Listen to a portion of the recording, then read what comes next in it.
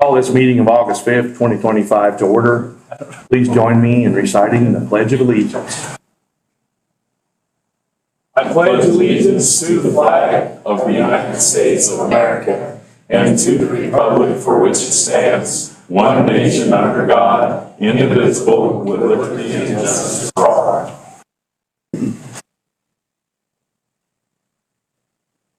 I think maybe we need to call the fire marshal. We're breaking rules here. Good morning, everyone. Next item on the agenda is the consent agenda. It includes 39 items. It was published and copies are available. If you would like to discuss an item, it will be moved to the regular agenda and comments can be made at that time. Mr. Chairman, Mr. Arzi. would like to remove items JJ and KK and move them to the regular agenda. JJ and KK. Yes, sir. Okay. Second. There's a motion and a second. All in favor signify by saying aye. Aye. Aye. Opposed? Motion passes. JJ will be item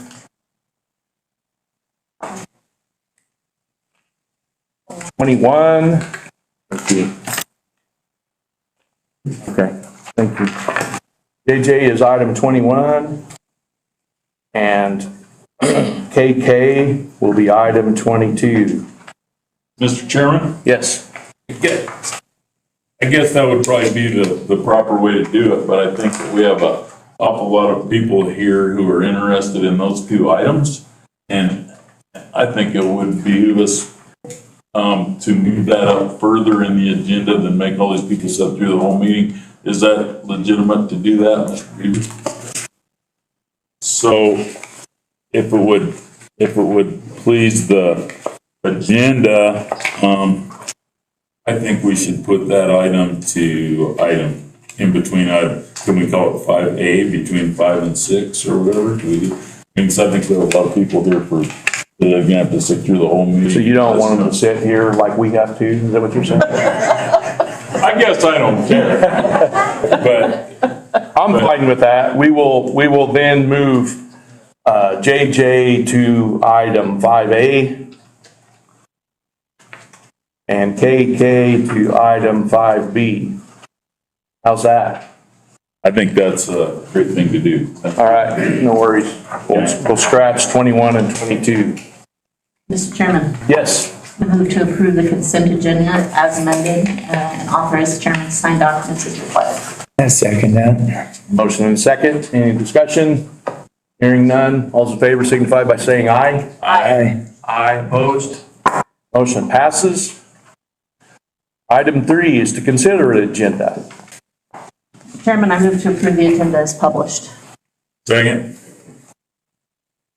All those in favor signify by saying aye. Aye. Aye. Opposed? Motion passes. Item 4 on the agenda is announcements. Today we are recognizing 2 employees for their service to Sheridan County. Each will receive a certificate of appreciation and chamber bucks. First on my list is Corporal Detention Officer Kenneth Damon with the Sheridan County Detention Center celebrating 5 years of service. Is Ken Damon here today? Chairman, he's not. He was working nights and not able to make it, so I got you. Tell him congratulations. Thank you. Next on the list is property appraiser Corky Knutson with the Sheridan County Assessor's Office celebrating 5 years of service.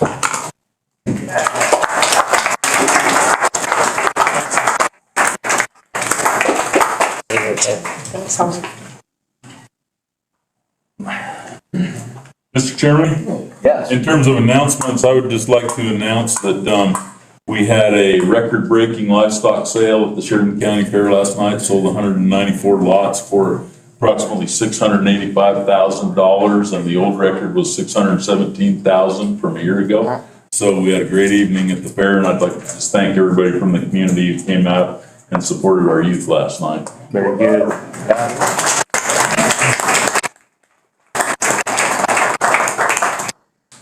All right.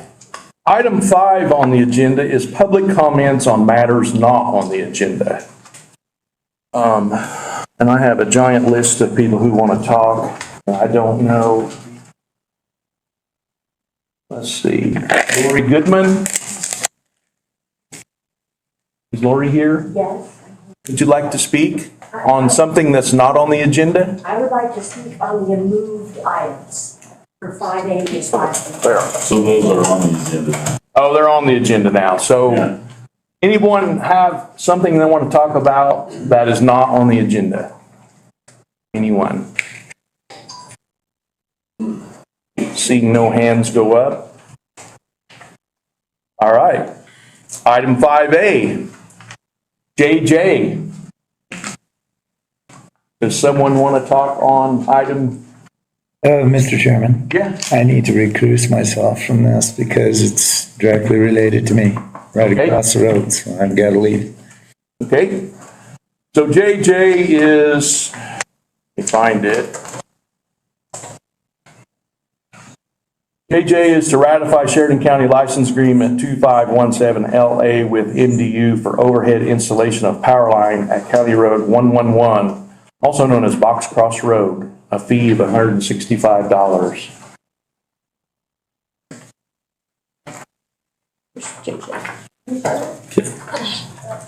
And KK. Excuse me, you need to come to the microphone. I'm sorry. Okay, This is KK, this is the next one.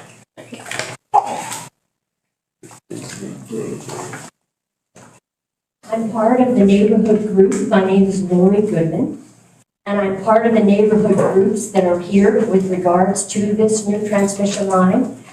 So, and we don't want to be repetitive or take excessive time or whatever. So maybe should we line up and then you can see who's here and then we all know who's here and we'll know. That's fine with me, if that's what you want to do. Yeah, line up. Why don't we all just come up here if you're gonna speak? And we have a couple who are out of town, and I'll leave those into the record, Okay. and then there'll be a little organization, so I want to ask you to speak right into the mic, please. I'm gonna do that. Very good, yeah. Yep.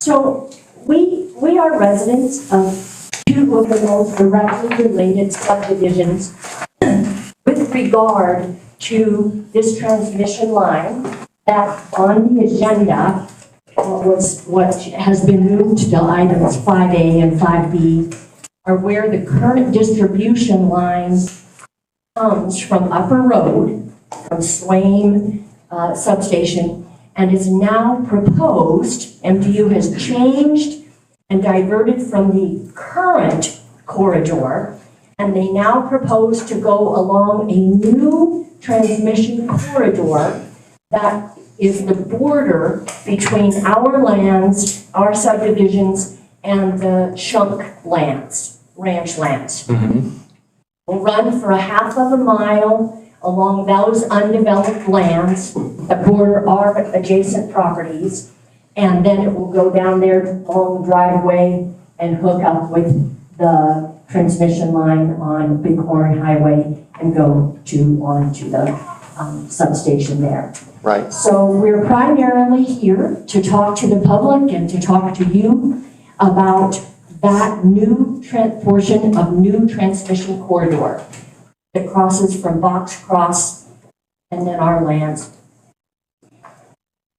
I first of all want to express my sincere thanks and gratitude and admiration for this county board who has come out at our requests to view the land and to see what we're talking about so that you can understand the severity and the degree of our concern.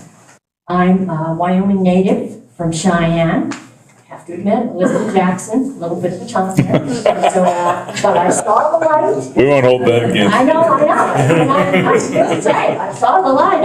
That's Saw the light. Like, come on. And so 5 years ago, I purchased a piece of property in a subdivision, in the Sandstone Circle subdivision, that has covenants on it that require all electricity lines that were created by the subdividers, the shunks, and approved by the county commission and its planning and zoning process. And it requires all the power lines in that area to be buried. And it requires a height restriction of 25 feet. And those were very attractive covenants to me. And in fact, covenants that were compelling to me to buy that 2.5 acres like I did. I knew at the time that that land was not zoned in any way other than agricultural. So there might be someday that the Shunks would want to subdivide that land. And I also knew if they did that, it would go through a county planning and zoning process. So I felt, well, good, then I'm gonna have the time to be able to come to the public entity, express my concerns, and hopefully get the same level of restrictions with buried lines that I'm going to have to live by. So that was my understanding. And I talked to some of the neighbors and they said, yes, that's been opposed for years and we would expect the same level of covenants to be placed on any new development over there that we have. And those are becoming standard for a lot of the subdivisions in that area. So it was really a surprise to us to learn, we are adjacent property owners. Our lands are not going to be tilled to bury the line or to place the line overhead, but we are the direct adjacent people. Now I want to put this in perspective. This line, this new transmission line, is going to go on the Shunk property, but literally approximately the distance of the width of this road, maybe another half. That's how close it is to my porch. Not to my land, not to my garden, to my porch. So, and the people behind me have many, sometimes it's 100 feet. Might be 100, might be 150, it might be 50. So we were quite surprised when we found out that this mega $1 million high voltage, 46 kilowatt, high transmission line was going to be going right down our property lines and in our backyards. It's not a distribution line that is one wire. It's the 4-tiered transmission line. We also know that the planning and zoning process of this county, when you guys approve a new planning zone, you notify homeowners within 1,000 feet of the proposed subdivision, and people get a public meeting. And they get to find out where the roads are gonna go, and how much traffic, and how many houses, and on and on. We didn't get any of that. So our first issue to you when we wanted to come forward, and it still stands, is to ask you to work with MDU, given the relationship that you do have with them. I did learn the enormity of work that you guys do together as far as approving their actions so that they can provide public interest. It's a lot of interaction. So we were hoping that you could work with them. They have not been willing to come visit with us and actually provide us some of the statistics, some of the information, why they changed the route, what kind of mitigation is available. They have just gone, they ghosted us, to use the term. So we do want a public meeting. But I want to take it another step forward, and that in working with this over the past month, and I've done a lot of public service projects and a lot to change Wyoming's laws to protect private property rights for the ranchers. That's my background, that's my family. I think that there is a very interesting potential that is to be discussed here. And it came forward to me when I was talking to a lawyer about our rights and what we could do and should we hire them. And this lawyer said, well, you know, the law is on the side of the public utility. And we all know that. And there's really nothing that you can do. You could probably give them a black eye And we don't want to do that. We're not going to be the firm that does that. But maybe you could hire a young lawyer who wants to make a name for himself, and you could get in the paper, and you could give him you could give him a good black eye. And when I hung up the phone, I realized, we're all on a gerbil wheel here of how we do business and what the public can do and how the public can complain and what the environmental groups can do and then what you guys can do and what you're limited in doing. And MDU, who's pulling all the shots now out of Bismarck, cannot hardly even get into the building here in Sheridan. But out of Bismarck, they look at a map, they look at it on their gerbil wheel, it's on ag lands, they only have one person to deal with, and away we go. And all of the effort that I believe that the public has shown in the last recent election, in the way that we want government to behave, in the changes we're asking for, I know MDU, we want that line buried. We want it mitigated. We have a neighbor who unfortunately is not able to be here today because he has an electric company down in Texas that works side by side with utility companies there all the time, burying transmission lines. This is not, it's hard to do. I'm not saying that it's not, more difficult than it is to just string lines, but it is not impossible. And it is done in other places routinely. Is it more expensive? Yeah, it is more expensive. It's going to damage my property values up to 10% are what the studies show to put in a new transmission line when you live there. My neighbor, Scott Wendt, who's not able to be here, has an undeveloped lot between ours, studies real estate studies here. He's going to talk about the fact that real estate studies show that property value goes down 44% because people don't want to build right next to a transmission line. Our properties are at risk.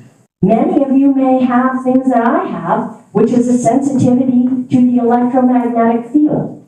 I have to put what you buy from Amazon, a rag type, over my router because I get headaches and I have nerve reactions to EMFs. Studies there show they're not carcinogenic, which is good because I also live with metastatic breast cancer, which is a big concern to me about my environment. But EMFs, the studies show that their impacts are greatly reduced at 1,000 feet. Not 50, not 150, 1,000 feet. And now, for a reason that I never even got to voice my concerns or my needs as a property owner, I am jeopardized to being placed next to, which is a high voltage line, which has a lot of EMFs.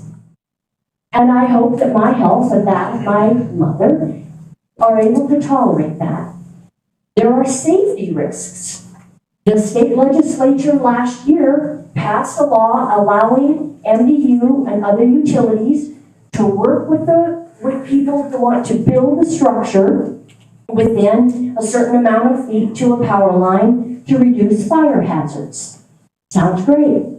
What they didn't agree to was to say, and utilities, if you're going to be placed next to pre-existing facilities and domiciles, you need to consider that also in your routing. And that was not considered. So we have safety risks, we have health risks, we have property damage risks, and thank goodness you're here because they won't talk to us. We have no leverage with them, but you are our advocates. And as the county commissioners, we're asking you to maybe go beyond what you typically do and how you typically respond to this, and not only bring them into a public meeting so we can hear and get answers to our questions, but we're also asking for the public support and your support to bury that transmission line as a mitigation project along the Shunk property. Now, the good news, and I know that's a big deal, and we all know that you don't have to do that. And we all know that you don't have the authority to do that. But we're asking you to do that.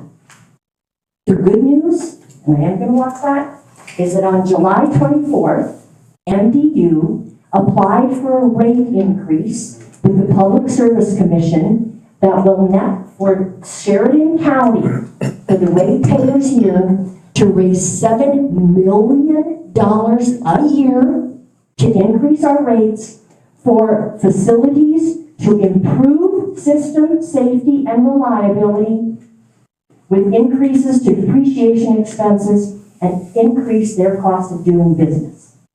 So to me, and to all the people you're going to hear from, we think this is perfect because they told us they would bury that line if we were willing to pay for it for $4 to $5 million. Those are their numbers. I don't know where they come from, can't make sense of them. That's what they said. So our proposal is for you to ask them to use the first $4 to $5 million that they get out of the ratepayers in Sheridan, new money, and bury that line. And I'd like to submit that to the record. Very good. Thank you very much for listening to me. Thanks, Mrs. Goodman. Thank you for your comments. You're welcome. All right. Somebody else want to talk? Please keep your comments to probably about 2 minutes. Be a problem. Please. I'm Kathy Beeler, this is my husband, right? I'm going to reiterate everything that Lori said, but I agree with it all.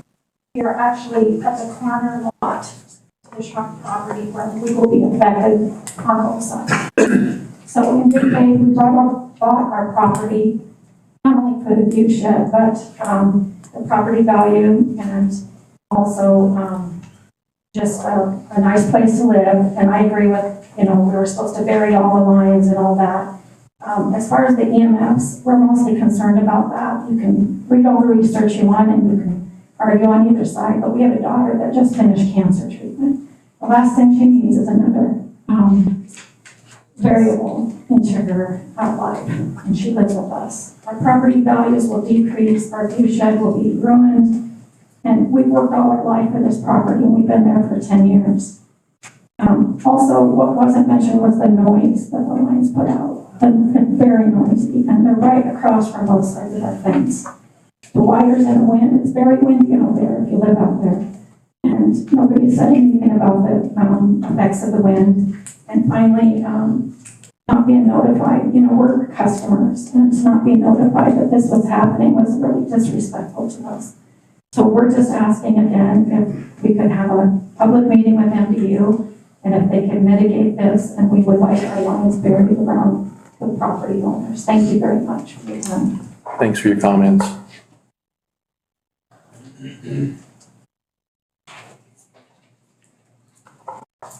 My name is Lori Alexander. I live in the Little Goose subdivision, which is right next to the Sandstone subdivision. We're the ones who initially became aware of this and started notifying the neighbors through Frank and Georgia Bowley, because they got notified with their property that is along Box Cross Road, where part of this line is going to go, about it, when they saw surveyors out there doing a survey. And I have a letter from them that I would like to enter into the record. I don't know if they want me to read it. Their concern is, of course, with the property values that they have. They estimate $500,000 loss between the lots that they have out in the Little Goose subdivision. One of our biggest complaints right now with MDU is not notifying people that live that close to where this line is going to go. I spoke with several realtors in Sheridan who said other areas that have been subdivided around Sheridan required anybody within a mile of a new line being put in had to be notified. Nobody has been notified. The first meeting that we had as a neighborhood group, one of their representatives from MDU, who's actually the engineer for the company that designed where the line is going to go, was at that meeting. And there were a lot of things discussed, and we asked a lot of questions. They brought up the sway of those lines, of those large overhead lines, and how much they sway. And our question has been, what about fire mitigation out there? Have you measured the wind velocities that we get out in that area? How it would affect those overhead lines? Again, no response of any kind from MDU to questions like that, which are a big concern, especially to somebody like Lori, whose porch is only going to be 40 feet away from that transmission line. So there's just all kinds of double speak here and there. Well, you pay us $4 to $5 million for the people that live in those two subdivisions, we'll bury the line for you. And then the next person that contacts them and talks to them says, well, we just don't have a lot of experience with burying lines like this. What is it? We keep getting double speak or no answers at all. So that is a very big concern of ours. And we really just want them to bury the line along the Shunk Road where those people are going to be affected and down through that easement that they purchased along that fence line between those two properties. They want to have the overhead lines on the existing easements from the Bighorn substation up to Shunk Road, fine. Bury everything. We're not asking them to not put the transmission line in. We just want them to mitigate the effect that everybody living along this line are going to have. And I do have a letter from Frank and Georgia Boley with their concerns. They have also filed a formal complaint with the Public Service Commission, and several other people are in the process of doing the same thing that live in our area. And I'd like to enter that into the record. Okay, thank you. Good morning. My name is Tudor Marks. I live at 12 Sandstone Circle Sir, you need to talk right into the microphone. in the Sandstone You subdivision. can move it up if you need to. I do. There you go. Thank you. Yeah. I won't go over everything that's been stated already, but I'd just like to emphasize that we were never notified of this project. And the response we've had to give us information has been met with a stone wall. We are affected in a number of ways by this proposed line. We're going to lose our treasured views of the mountains and foothills. Our peace of mind is impacted and our property values are impacted. If there is an incremental cost to burying the line, those who benefit from this line should be paying for that, not a few neighborhood homeowners. Thank you. Thank you, sir.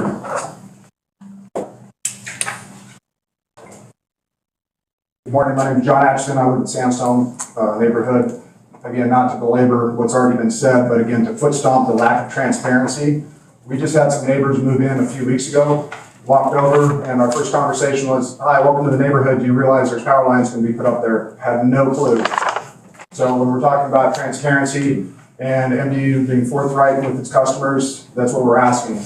Of note, we did have a meeting with one of MDU's representatives at Ms. Warrior's house, and Mr. Kenneth Sitson, and if I butchered that name, I apologize, but he stated that MDU recognizes that this project is very unique. So the fact that MDU sent a representative out to our neighborhood and said, hey, we put in transmission lines all the time. However, this is very unique.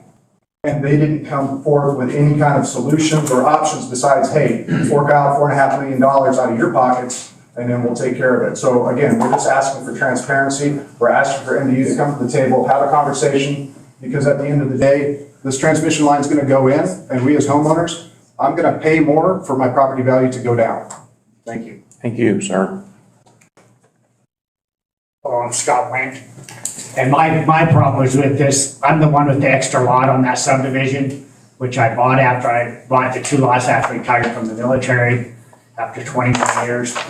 And the other lot was for my retirement. And the banker said, you know, the best deal for retirement for a deal was buy land. Well, now at that retirement age, already retired.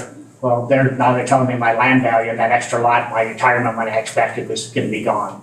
So that's my concerned with the other thing with that power line over the property value of what the house that I live in. I have a letter here from Bruce Edwards. I don't know if you want me to read it. It's 2.5 pages, or just have somebody make copies to give all of you. That's here. We can just take a copy of it and enter it into the record. Yes, sir. Yep. Yep. Thank you, sir. Thank you.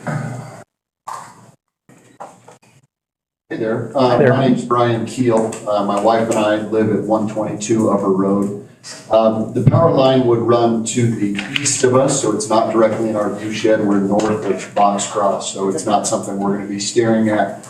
But it does seem wrong what's happening. You've got homeowners in a subdivision that are having this put right in their view without any consultation. And it seems wrong that MDU is doing an industrial project without doing some kind of public meeting. And I think the county commission certainly has, I think, the power or certainly the right to ask MDU to hold a public meeting. I'm sure there's a lot of places where the MDU needs to get permission from the county in order to build this power line. It seems like it's not too much to ask that MDU would have a public meeting and invite people out and answer questions and just be transparent and open. I think that's what most people are asking for. So it seems like the right thing to do. Thank you. Thank you, sir. Anybody else want to talk on JJ?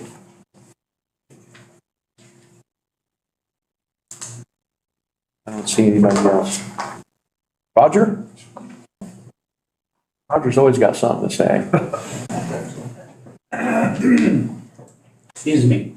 I'm Roger St. Clair and I live at 133 Upper Road, and the survey stakes are on my property. I'm not against modernization of the electric grid up there because we do struggle on occasion. Several points here are real, and it will be west of our home, which will impact our view shed. And I'm also a real estate broker that's been in the business for over 40 years. And there will very definitely be impact to these property owners for one of these high intensity transmission lines. And certainly I believe in today's world, the discussion of burying it doesn't seem very out of whack. So I would just like to ask the commissioners to try to promote this meeting so MDU can go ahead and tell us what's going on. Thank you. Thanks, Roger. We also have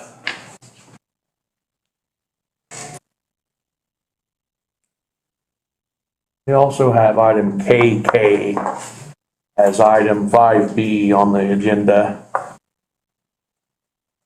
And it really appears that item 5B is basically a continuation of the same line as 5A. So, I mean, if anybody else wants to comment, I'm great with comments, but I don't think that it's a real separate issue. It's not a separate issue, I don't it's think.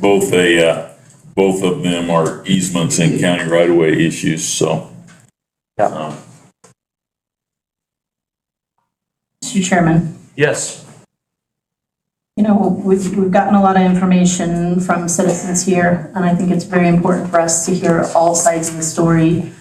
We did talk about in our staff meeting yesterday, reaching out to MDU. I have reached out to MDU to set up a meeting. They are running it up the flagpole is what I was told about a possibility of a meeting. Until that happens, I'd actually like to postpone items JJ and KK, make a motion to postpone them until a future date. Postpone, is that as in table? Yeah, table, I guess I can put a date on it to, what's the body's pleasure? Next commissioner meeting or something like that? It's 2 weeks. Couple weeks. From now. I'd suggest, I mean, I don't know, is you're gonna be able to put together a public meeting and get all the comment you need? I'd suggest a month, is what I would suggest if you wanna put that in your motion. So that would be the first meeting in September. Yep, so I would move to table items JJ, well, actually, I'm sorry, now they're 5A and 5B, let me get the correct terminology, to the first Board of County Commissioner meetings in in September. Second. Motion and second. I would add that I spoke to the local MDU, I think he's, for lack of better terms, the electrical superintendent for MDU, and he told me that I believe they don't have a lot of experience burying lines. He told me in their whole network, the only buried line of this voltage is up near Bismarck, and it goes under a river. And they have had absolutely all kinds of trouble with it. And so I think that's probably one reason they hesitate to do it anymore. But anyway, that's neither here nor there. So Mr. anyway, Chairman? yeah. I guess I would just say that certainly, and I know that the people understand this, the only carrot that we have to hold against them is a public right-of-way, which at the Public Service Commission, that'd certainly be a tough go for us, but I certainly think that we can try to bring them to the table for a public meeting. I guess if they've gone through the Public Service Commission, if they have paid to secure a right-of-way for their line, our hands are a little bit tied, but I certainly think that we can, at least in good faith, we'll certainly try to put together a public meeting and see if we can get them to come to the table and at least do a presentation and listen to the concerns of the people. I think that we owe our community, if we can certainly at least do that. Yeah, So. for sure. Chairman? Yeah, Go ahead. no, go ahead. I wanted to make sure that I got it out here that I did speak with both Lori Goodman. I went out to her property. And then also, I'm scheduled to have a meeting with MDU Representative Chris Lawler this afternoon. So I just wanted to put that out there. Yeah. Okay. All right, the motion is to table item 5A and 5B until the first meeting in September. All those in favor signify by saying aye. Aye. Aye, opposed? Motion passes. Next item on the agenda. Item 6, thank you. Consider resolution 25-08-019, adopting the proposed amendments to the rules and regulations governing zoning regarding the height of objects around the Sheridan County Airport. Mark Reed, County Planner. Mr. Chairman. Thank you. Can we wait, Commissioner Arsey stepped out? Oh, absolutely. Right back. Hang on, Mark. Yep. Thanks, everybody.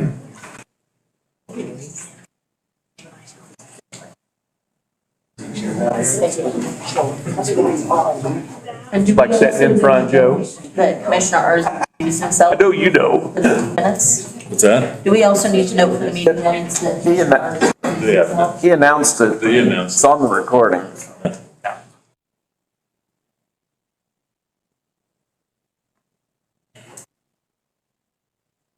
So did somebody go to get him? Yes, Okay. Misty went to get him. All right, there we go.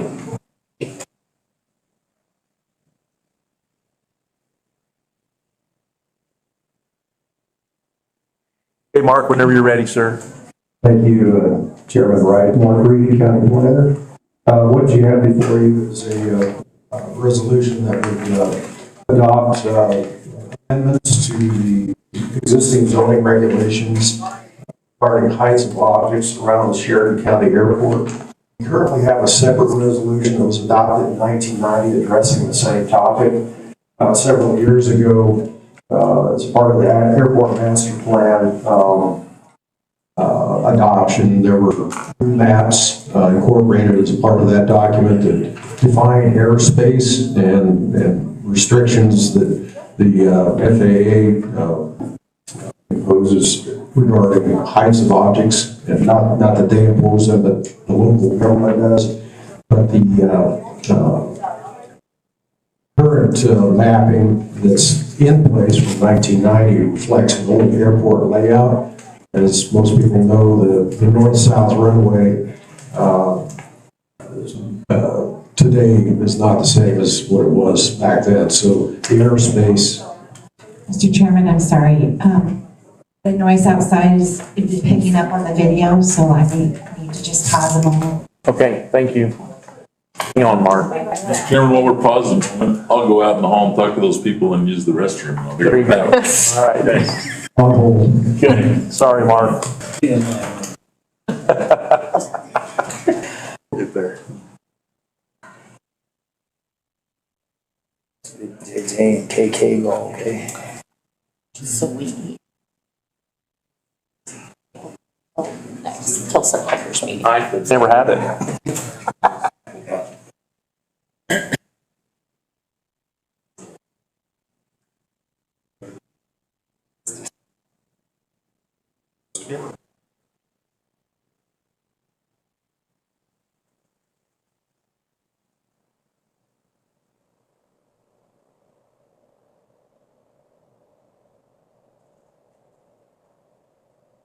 It was gonna be his least analogy.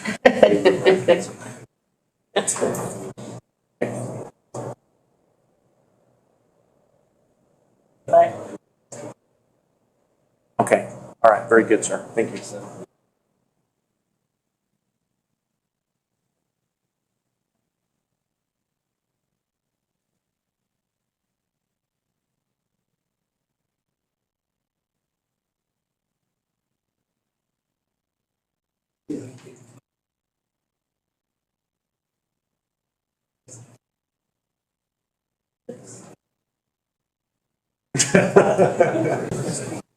I'm about there. Right. I think I should have joined him.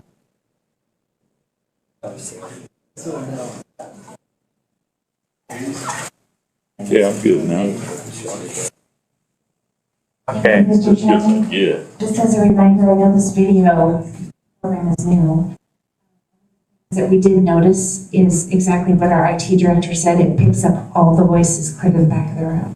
Okay. So just as a reminder, if you're talking during the, it may very well pick it up and would interfere, so.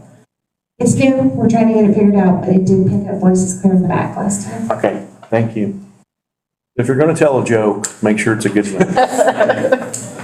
Okay, Mark, please continue. Thank you once again, Mr. Chairman, members of the board, Mark Reed. So, the existing resolution regarding heights objects around the airport is in essence being incorporated now into the zoning regulations. So by golly, we're getting rid of regulations. We're getting rid of one resolution and just incorporating those provisions in the existing zoning resolution. So the purpose of the changes, and I'm just going to read from your resolution here, 2508019, is designed to add definitions to the zoning regs, create and establish certain regulated corridors lying beneath current mapped airspace surfaces.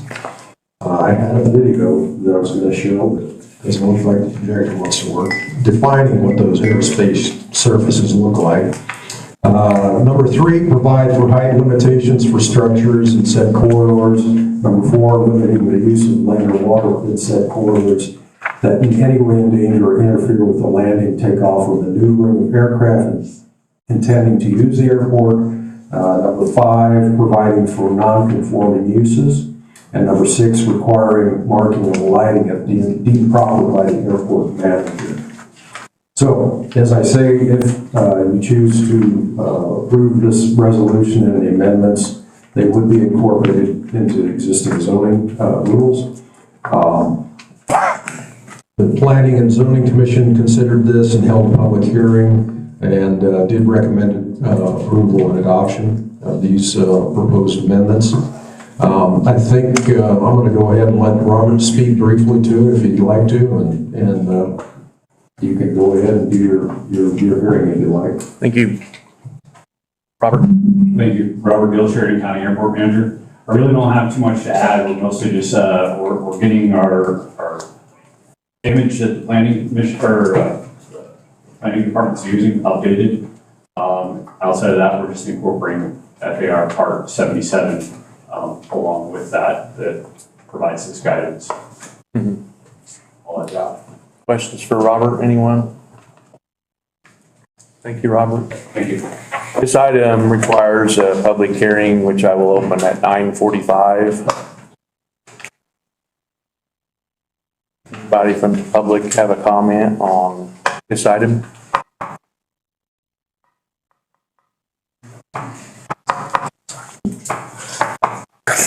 We'll close the public hearing at 9:45 and 39 seconds. Mr. Chairman, Yes, sir. I move to approve resolution 25-08-019, adopting the proposed amendments to the rules and regulations governing zoning regarding the height of objects around the Sheridan County Airport.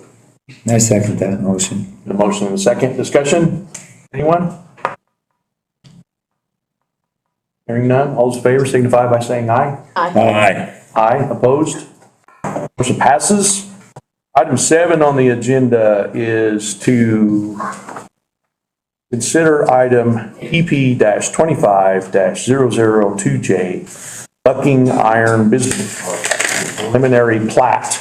Once again, Mark Reed, County Planner. Thank you again, Mr. Chairman, members of the board, Mark Reed, County Planner. Eric Mansell has applied for a subdivision permit on a 20-acre property zone I-2 industrial. Applicant proposes creation of 6 commercial lots from currently unplatted area on East Ridge Road, County Road 139, east of the city of Sheridan. The Planning Commission did consider this item and did recommend approval. As per the staff report, there's a 2-0 vote, and there were no conditions attached. This would be followed up with a final plat to move forward once this action occurs. That's all I have, Mr. Chairman. Any questions, I'd be happy to answer them. I believe the applicant is present as well. Question for Mark, anyone? Once again, this item requires a public hearing, which I will open at 9:47. And I, on my shiny new sign-up sheet, Harry Pollock, if you have comments on item 7, come forward, please.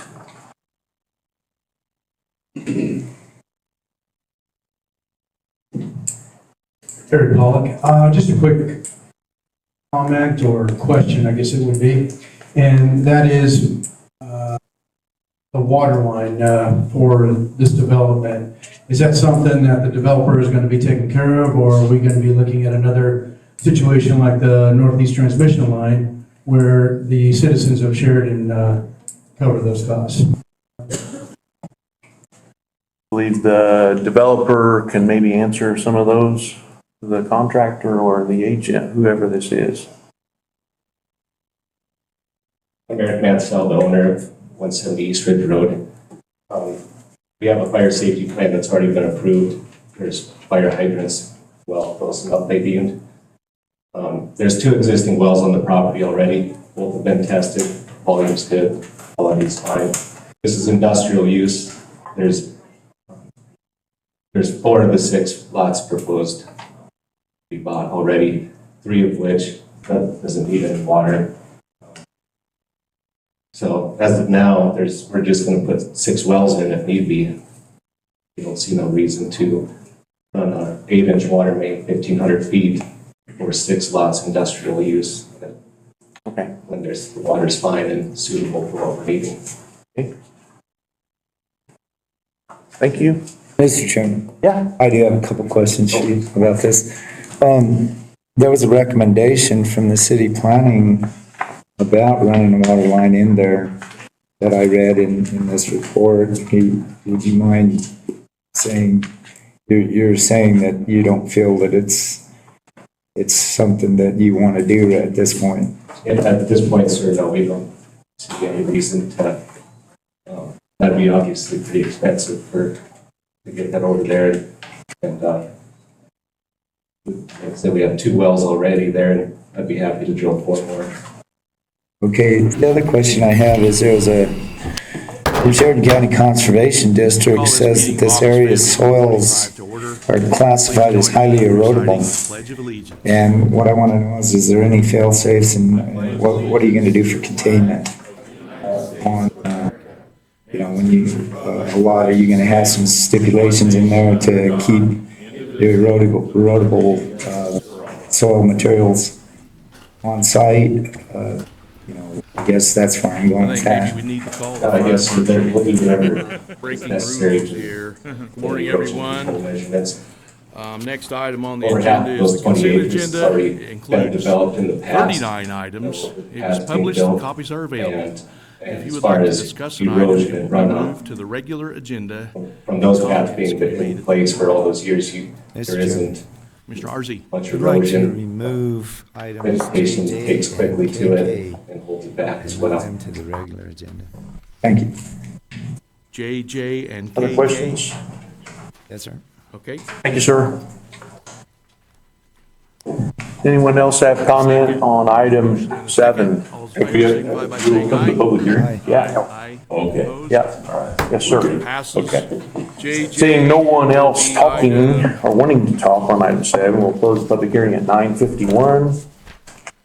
21. Mr. Chairman, Yep. I move to approve item PT-25-001J Bucking Iron Business Park preliminary plat application as recommended by the Planning and Zoning Commission. Second. Motion and a second, discussion. Mr. Chairman? Yes. All those in favor signify by saying aye. I guess that would probably be the Aye. proper way to do it. Motion passes. Item 8 on the agenda is to consider item CU-25-001, Pier Paintball CUP. Once again, Mark Reed, County Planner. Thank you again, Mr. Chairman, members of the board, Mark Reed, County Planner. We have an application for conditional use permit here from Deer Pier, and he is proposing to operate an outdoor commercial recreational paintball facility and a first responder training platform at 805 State Highway 338, Decker Road. The business activity site would occupy roughly the eastern one-third of an 85-acre parcel, which is zoned agricultural. JJ to item 5A. The property is, I'm sorry, the proposed use obviously is not a listed permitted use in the ag district, and so the application. Scratch 21 and 22. The Planning and Zoning Commission did consider this Consent item agenda as amended on and authorize the chairman to sign documents as required.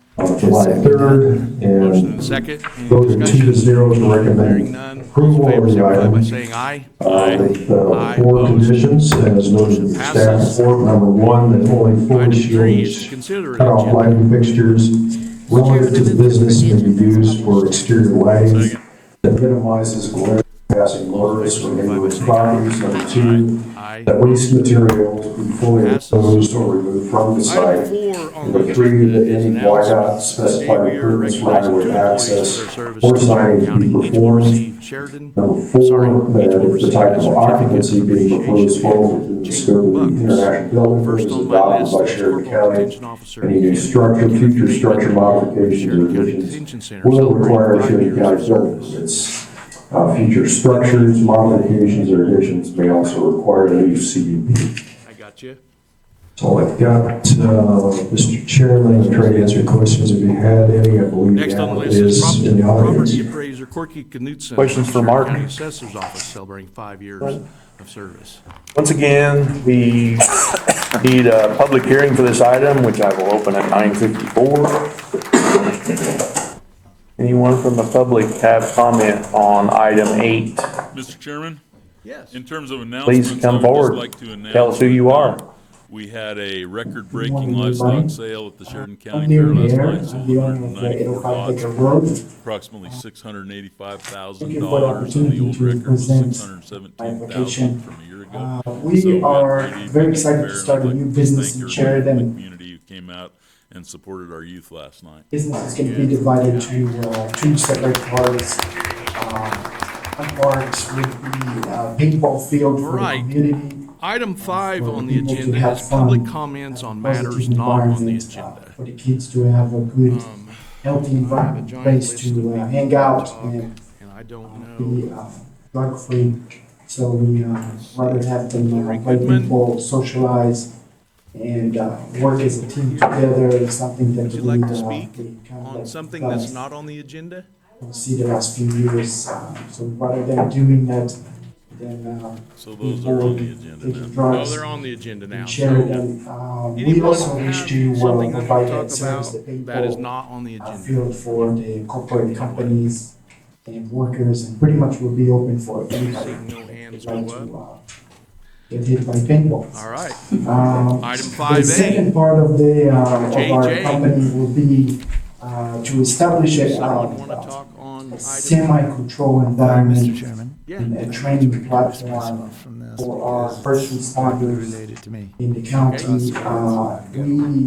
We made a lot of So research in the JJ last couple of is- years about the paintball and also noticed that we lacking a little bit of JJ is to ratify resources Sheridan and, County License Agreement place 2517 and LA platform with for our Indiana first for responders overhead to train. installation of power line at County Road Obviously, it's not the 111, fault of also our known as first Box Cross responders, Road, they're a doing fee of amazing work. $165. It's just the nature of the situation, I guess, with budget and everything. So we would like to provide a safe environment for them to work with Excuse all me, you of need our to come first to the responders microphone. in the I'm county and to tailor something specific for them, for what they need.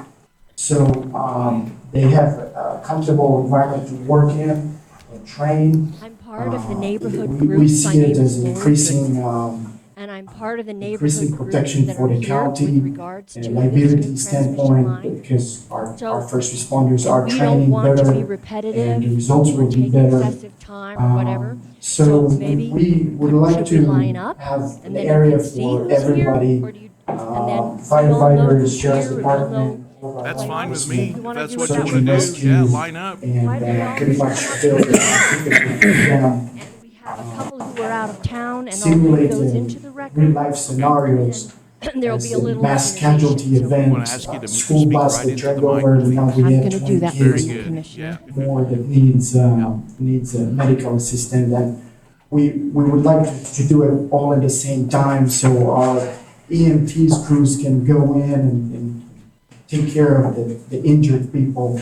At the same time, our officers and law enforcement will be able to do their part in the We are incident, residents and of two of the firefighters, most if they need directly extraction or something like that with the vehicle, would be able to do their thing and bring everybody together to work transmission line together. that on the agenda, what We has already been have moved to our items YDOT, 5A and 5B are where the current commercial access distribution approved by line YDOT, comes from Upper and we Road are super excited about it. We want to substation and is just now bring something new to proposed, Sheridan. and view has We have changed going to and apply diverted here from in the the county current with all of corridor. that. And they now I've been talking to a lot of our propose first a new responders and transmission people in the community corridor in general, that and is our the neighbors as border well. between that our neighboring lands, us. our And subdivisions, I and can the chunk confident, lands, with ranch confidence lands. say that we see a Runs for huge half of a positive mile along support. those undeveloped Everybody lands love it. that Everybody border love our paintball. adjacent properties. And And also, then go down their everybody long driveway see the and hook up with idea behind the it transmission and the line value on Bighorn Highway we have and in go to, onto the I'm not sure if it's on file or not, Mark. So but I we're have the, primarily here to support talk to letter the from, public and Ben to talk Wetzel. to you He's, about with that Wyoming Regional new and, portion of new he is the transmission paramedic corridor and the firefighter crosses with from Box Goose Cross Valley. and And then our land. so I'm not sure if we had the copy. I first of all want to Commissioner express my Escondido, sincere not have it here. thanks and Okay. gratitude and admiration for this county board who has come out at our request to view the land and to see what we're talking about, so that you can understand the severity and the degree of our concern. Ben unfortunately I'm couldn't make it here one of the today. neighbors He's, of Cheyenne, lived in Jackson most of the time. So, Ricky and I but had I a saw the conversation light. and, I won't hold that against I you. know, as I've that's what seen I'm before, here to say. I everybody, saw the light, see I the huge confessed my potential sin, and I came on over. we just said we And so, desperately 5 years want ago, something. I purchased a piece of property In the past, I'm in coming from the background of law the enforcement Sandstone and Circle security subdivision and actually. that has covenants on unmanned it systems that require all and electricity robotics. lines that And, were in created the by past, all of my services I by the always provide for subdividers, free the for law chunks, enforcement and first approved by the responders. county commission. Obviously, I zoning will try to process. do it with our And it requires all the power because lines in this that is area home, to be buried. but we do And have it the requires cost a is height to bring somebody from outside restriction to of train 25. stuff like that, but we- And we those should- were we very do have attractive covenants to me. And in fact, covenants that were compelling to me to buy that 2.5 acres like I did. I knew at the time that that land was not zoned in any way other than agricultural. So there might be some day that the Schultz would want to subdivide that land. And I also knew if they did that, it would go through a county planning and zoning process. So I felt, well, good, then I'm going to have the time to be able to come to the public entity, express my concerns, and hopefully get the same level of restrictions All right. with buried Thank you, sir. buried lines. Anyone else want to talk on item number 8? So that was my understanding, and I talked to some of the Hearing no neighbors, one and they jump said, up, yes, I'm going to that's close been public hearing proposed at for years, and we 10:01. would expect the same level of covenants Mr. Chairman. to be placed on any new. I move to approve item CU-25-001, your paintball CUP, with the 4 conditions as recommended by the Planning and Zoning A Commission. surprise to us. I second that. To learn. Motion and second, discussion? Mr. Chairman? Yeah. First of all, I do want for public awareness, Mr. Pierre did come to me with the inception of this idea, at which point I sent him to Mark Reed, our county planner. However, I did speak with him about it. But I would also, I'd like to make an amendment to the 4 conditions. Specifically, number 2, the waste materials be fully enclosed or removed from the site. Within his, not to my the land. packet that we have on this particular project, Mr. Perry very clearly states that he will be using biodegradable paintballs. And I want to make sure that we're not making him go out and pick up every single one of any of those. So I just wanted to change it to the waste materials be fully enclosed or removed from the site with the exception of biodegradable paintballs. So that would be my amendment. High voltage, 46 All right. I second that kilowatt, amendment. high Motion and second. transmission line Discussion on the amendment. going right I down our would, property. I would say it's And probably in our understood if he Not made a distribution comment that they are line.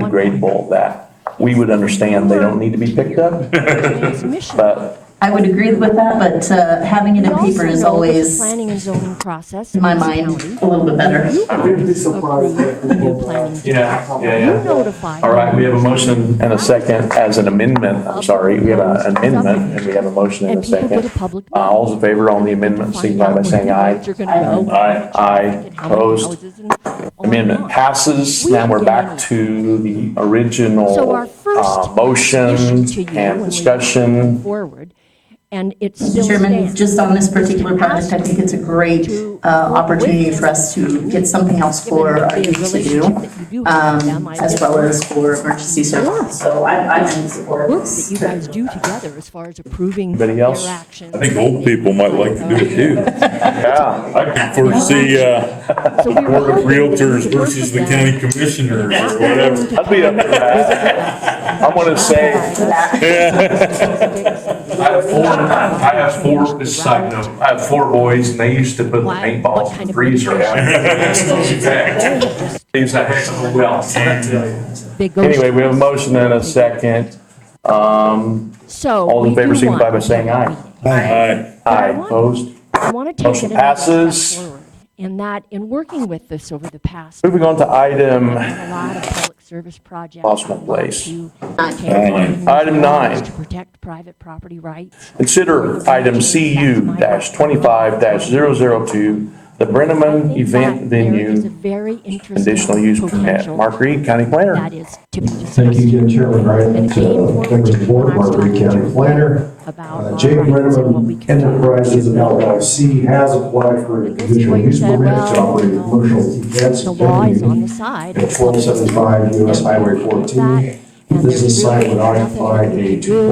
2.5 You could probably portion give them of the the larger blacktop. And we don't 73.25 want to acre do that. We're not going to parcel confirm it that does is that. zoned Maybe we A could hire agricultural. a young lawyer who can make a name Again, for himself. as with the previous permit that you considered, You could give him a, commercial give him a event good venues are blacktop. not permitted use in the ag And when I district. hung up the phone, I realized, The Planning and Zoning Commission on July we're all on a 3rd gerbil considered this item. of how we do And voted 2-0 to recommend approval with the conditions noted in the staff report. There were 6. limited in doing. An MDU who's pulling If you all want the me to read shots those, I now can, out of this otherwise you have them in Can't front of hardly you. even get in the building. Just to save some time here, when you'd like Mr. Chairman, if you'd like to read. Don't start saving time now. We're way past. I'll go ahead and read those. Number 1, that only photo shield cut off lighting fixtures relative to the business may be used for exterior lighting to minimize glare to passing motorists and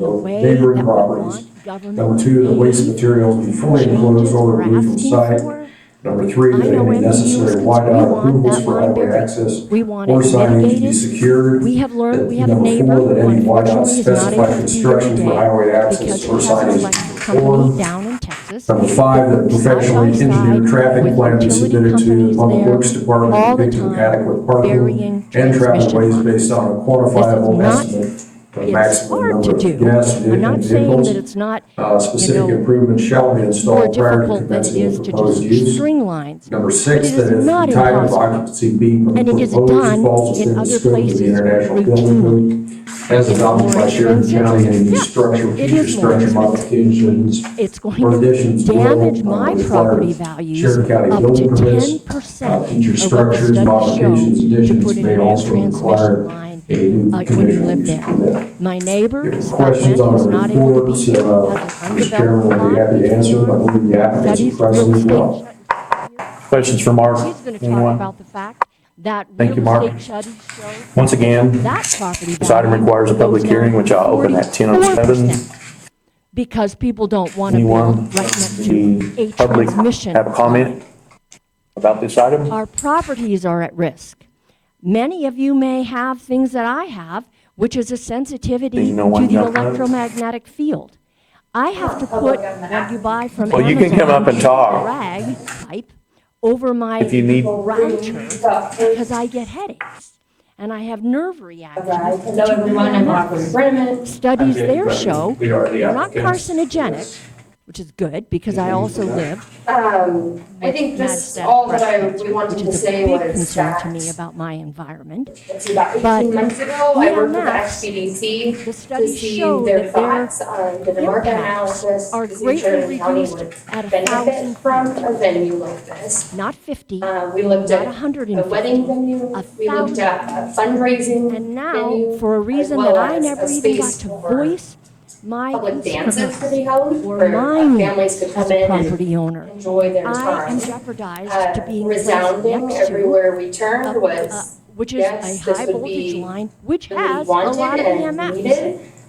We've had And I multiple hope that people my health and approach that us of my to mother ask to have are events able out to there. tolerate that. When you enter up into There are our safety property, risks. it's a The state 200-degree view legislature of just the last year mountains. passed a feel like- law allowing You feel like you're in the middle of and nowhere, other but you're utilities 12.67 work miles with from with people Sheridan on a to paved build road. a structure So, you know, within it's a certain great. I amount think of it'd be a feet to a huge power benefit to line the community. to reduce We fire looked at, was there capacity Sounds great. with the hotels? What they didn't in agree Sheridan to County? was to say, Because we anticipate and we would be utilities, bringing in if you're going to outside, be placed next customers, to outside revenues. pre-existing Again, facilities SBDC, and based on domiciles, their valuation, you need to said yes, consider that at the current also time, in we your would value. support- And that was not considered.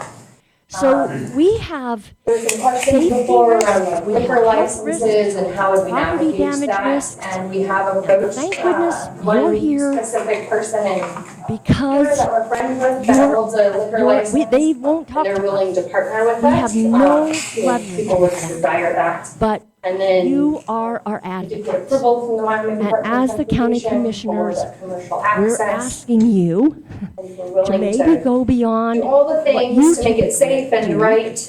and how you typically really, respond to I think our this. hearts And reside not in only bring them into a public philanthropy meeting, So And so we a lot of our and get answers to nonprofit our organization friends But that own businesses we're also in London asking for really talk your about how there's support just nowhere and your in support the county to bury outside of that the fairgrounds. transmission line They get as a tired of mitigation fairgrounds project plus along the the fairgrounds Shunk park. property. And Now, so the good we news, really and I are know that's a excited big at deal, some point to be and able we to all know that donate you our don't have to do property. So when the venue We is all done, know because we that have you a lot don't of have the work to do, authority to do that. But we're really asking you to do desire to that. be able to donate the property. The good news, and I am Nonprofits. going to watch that, Hold fundraisers. is that on July 24th, right.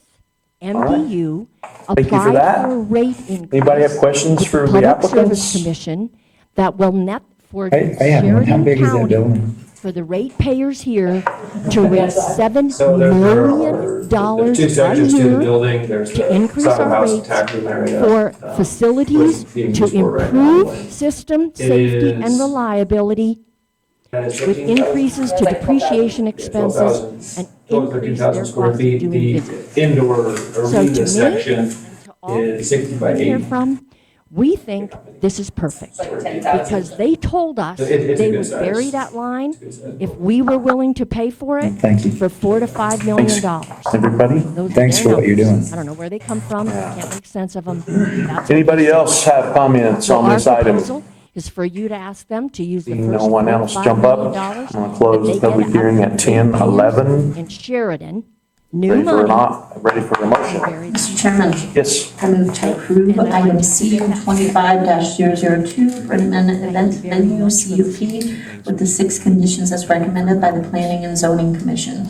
All right. I'll second that motion. Somebody else want to talk? Motion and Please second. keep your Discussion? comments to probably about. Mr. Chairman, Yes. I just wanted to thank the owners. I think this is a great addition to Sheridan County. Like we said, it's sometimes difficult to find a venue, and really using your property to an extent that will help not only you, but also the community. So I'll be in support of it. So in good faith, we brought Anybody our else? property, Discussion? not only for the view shed. All those in but, favor signify by saying aye. property Aye. value Aye. and Aye. Opposed? also, Motion passes. just a nice Item place 10 to on the live. agenda is I- consider you know, item we're supposed to bury all the lines. S-25-002, the Wolf Minor Concerned subdivision. about that. Once again, Mark Reed, County All the Planner. research you want and argue Thank on you either again, side. Chairman Wright, members of the board. The last thing she needs. Sorry these all came at once. That's how it happens. It's all right. We'd like to spread them out, but And she lives with. Makes up for those 8-minute meetings, right? Exactly, right. We've worked all our life on this property. So We've been there what for we have 10 before years. us is a Also, application what from was the the noise. Revocable Family Trust It's buried. for a subdivision The right permit for land wheels were located fence. on Canode Wires in the Road. wind. It's very It's windy. currently platted as Lot Nobody 1 said of the anything about Pickerel the Minor fence in the subdivision. wind. That was originally And platted finally, in 2000. Not being notified, we're Both customers. And to not lots, be there are notified two that lots, this was happening was would be really disrespectful. fronting on that So we're Canode just Road and asking accessing again, Canode Road. So there would be no Public meeting new with them. construction in terms of If they can streets or mitigate anything. this, So we would like our lines buried around the property owners. Thank you. parcels are fairly sizable. Well, one at just over 10 acres and one at about 15 and a half acres. The My name is Lori Alexander. services to the site would be Which is right next to the sandstone from the SAW water main, and then also their sewer would be handled by private on-site systems. In essence, there would just be a single new septic system applied for. One lot already has an existing home on it with associated outbuildings. They're fortunate to front right on our existing county road. We would need to obtain a access permit for that second new dwelling site, so. Yeah, I think the One of our planning commission's recommendation addressed 3 items, conditions that should be attached to this. On July 3rd, they voted 2-0 to recommend approval. First condition being that the water rights distribution plan currently before the State Board of Control be approved. Number 2, that the application for driveway permit be submitted and approved by the county engineer for any new access to Canode Road. And finally, number 3, that a note be added to the final plat advising shared county rules require setbacks from local There were a lot of things. for any new structures. That number 3 may have already been taken care of. I can't remember. So applicant agents are present. Our question has Or been, any questions you might have. If you have any questions on our report, you have to have you answer. measured the Questions for Mark, anyone? Mr. Chairman? Yeah. Mark, I did notice in the weed and pest control plan that it is stated that it was prepared December 28th, 2021. Is that an error, or has it been 4 years since we did the weed and pest plan? So there's Mr. just all kinds Chairman, of double Commissioner speak here Jennings, and there. I did You briefly pay us $4 to look back $5 to million the for the agent, people that they live may in have those some subdivisions. background on that for Bury you. the line for you. If that's okay. And then the next person Okay. that contacts them Thanks, Mark. and says, well, we just don't have a lot of experience. Once again, burying this item requires a public hearing, which I'll open what at is- 10:15. We keep getting double speak. And anybody from the public So have a that comment? is a very big concern of ours. And we really just want them to bury the line along the Shunk Road where those. Dusty Corman, WWC engineering, representing Wolf, the applicant today. To answer your question on the weed and pest plan, They want this to have the subdivision overhead was started lines on the in existing 2021, easements it from was the then Big put Ford on hold. substation up to Plans Shunk changed a little Road. bit, and Fine. it Bury it. started again. We're not We went asking down them to the not put the application process. transmission line in. And weed and pest was okay with the backdated weed and pest plan. Nothing had changed on the property other than the lot lines, how they'd be shaped, but same process applied. They have also filed There was no need to go through the steps to get a updated weed and Service pest Commission plan. and several other people are in the If you have any other process. questions, I Other questions? Mr. Chairman, that access to that second residence that you're working with our county engineer to, Yes, we'll submit that driveway application. okay, thank you. 12 Sandstone Circle. Sir, you need to talk right into the Thank you, sir. microphone. Anybody else have comments on this item from the public? There you go. Thank you. Yeah. Seeing no one jump up, I'm gonna close the public hearing at 10:17. Emphasize. Mr. Chairman, Yes, sir. I move to approve item S-25-002 Wolf Mine subdivision with the 3 conditions as recommended by the Planning and Zoning Commission. And I second the that. response we've Motion and a had second. Discussion? to give us information has been met. Discussion, anyone? Hearing none. We are affected in a number of All ways. in favor signify by saying aye. Aye. Aye. Aye. Opposed? Revenues are treasured views Motion of passes. mountains and foothills. Our Next peace of item mind on the agenda is item 11. If there is Consider a item incremental CD-25-001, the Farrell Minor Conservation Design Subdivision. Once again, Mark Reed, County Planner. Not a few neighborhood. Thanks. Finally, to the last item here from planning office. Pictures going. Morning, my name's John Atchison. I live in Sandstone neighborhood. Again, not to belabor what's already been said, but again, to foot stomp the lack of transparency. We just had some neighbors move in a few weeks ago, walked over, and our first conversation. You have an application before you from the Pharaohs, Joseph and Siobhan, for a subdivision permit on 122.5 acre property adjacent to County Road 97, which is Urban Creek Road. Property is zone A agricultural. The applicant proposes the creation of 3 residential lots and 2 conservation lots. Currently unplatted area, about 1.3 miles northeast of the town of Manchester. 3 residential lots range in size from just almost 7 acres up to 10 acres. The 2 conservation lots comprise 95 acres of this 122, so more than 70% of the area is proposed to be held in perpetuity in conservation. That equals about 78% of the gross area. And my problem with There it is is I'm the one one with the home extra lot on on that each of subdivision. proposed lots, 1 and 2, as well as associated outbuildings. Access to the property is noted as the County Road 97. They are proposing a privately dedicated access easement to serve Lot 2. There's an existing easement crossing the state of Wyoming land, serves lot 1. No public improvements involved here, no water and sewer, everything will be handled on site through private wells.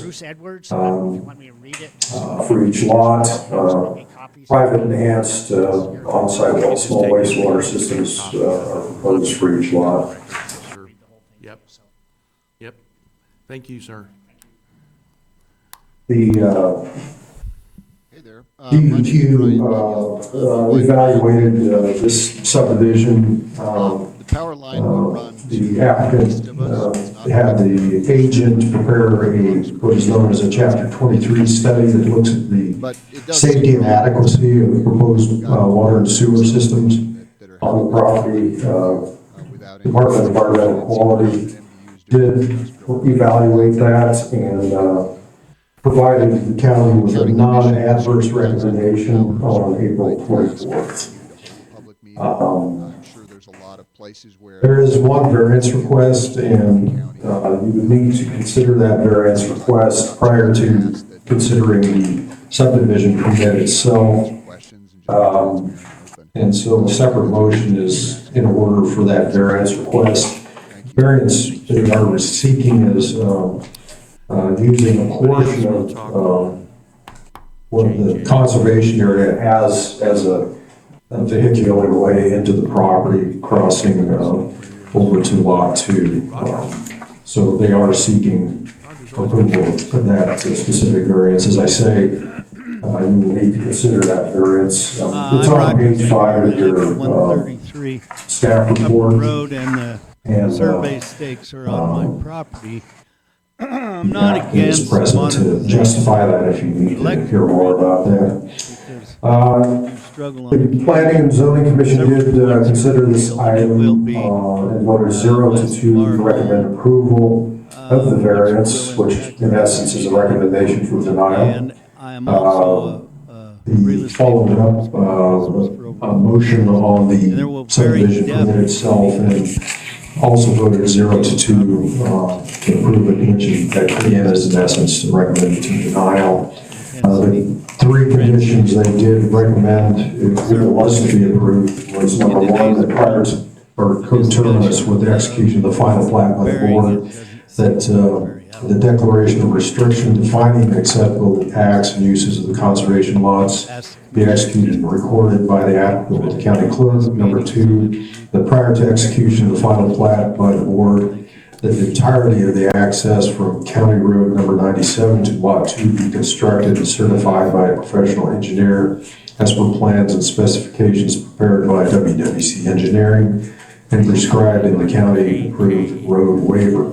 And then number 3, as a condition, they consider an agreement be put in place that addresses the fencing issue as documented in the Bellish letter, which is the owner to the north, dated June 29th, 25. Should the board consider this and decide to approve it, staff has also added another recommendation, and that being following the existing agricultural permitted driveway to proposed lot 2 and 3 will require a new residential driveway permit. I believe they currently have an agricultural permit, but this needs to be evaluated on a residential use basis. Until that happens, Staff's reviewed the existing location site distances. Some site distance improvements by the developer shall be anticipated to obtain a residential driveway permit. Again, if a part of your motion is to approve this, staff would recommend not only those 3 items that the Planning Commission considered, but also this 4th item. That's on page 6 of your staff report. I'd suggest, I mean, I don't know. I think that's all I've got at this time. Any questions of the staff's report I can try to answer? I believe the applicant and agent are present for any details as well. Questions for Mark? Yes, Mr. Chairman. Mark, in regards to the variance, what's the approximate length of road that will go across the conservation lots? Commissioner meetings in September. I would add that I spoke.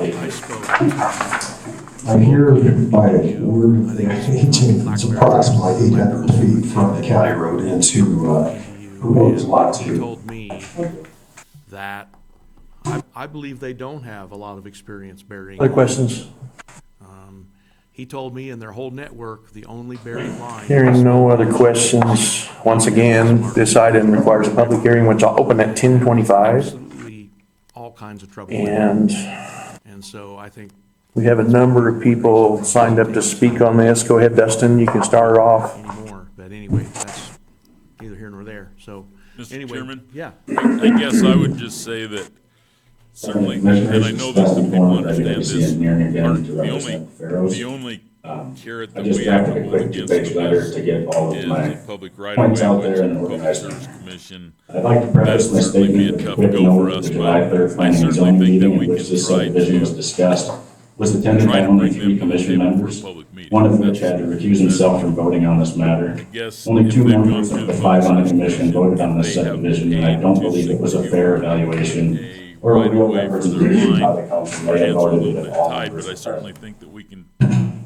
Mark kind of went over high points, but I'll hit them again. This subdivision plan follows and exceeds all of the requirements set forward by the Sheridan County Conservation Design Standards. The minimum land area is 70 acres. This property is 122.59. The minimum lot size per residence is 0.5 acres.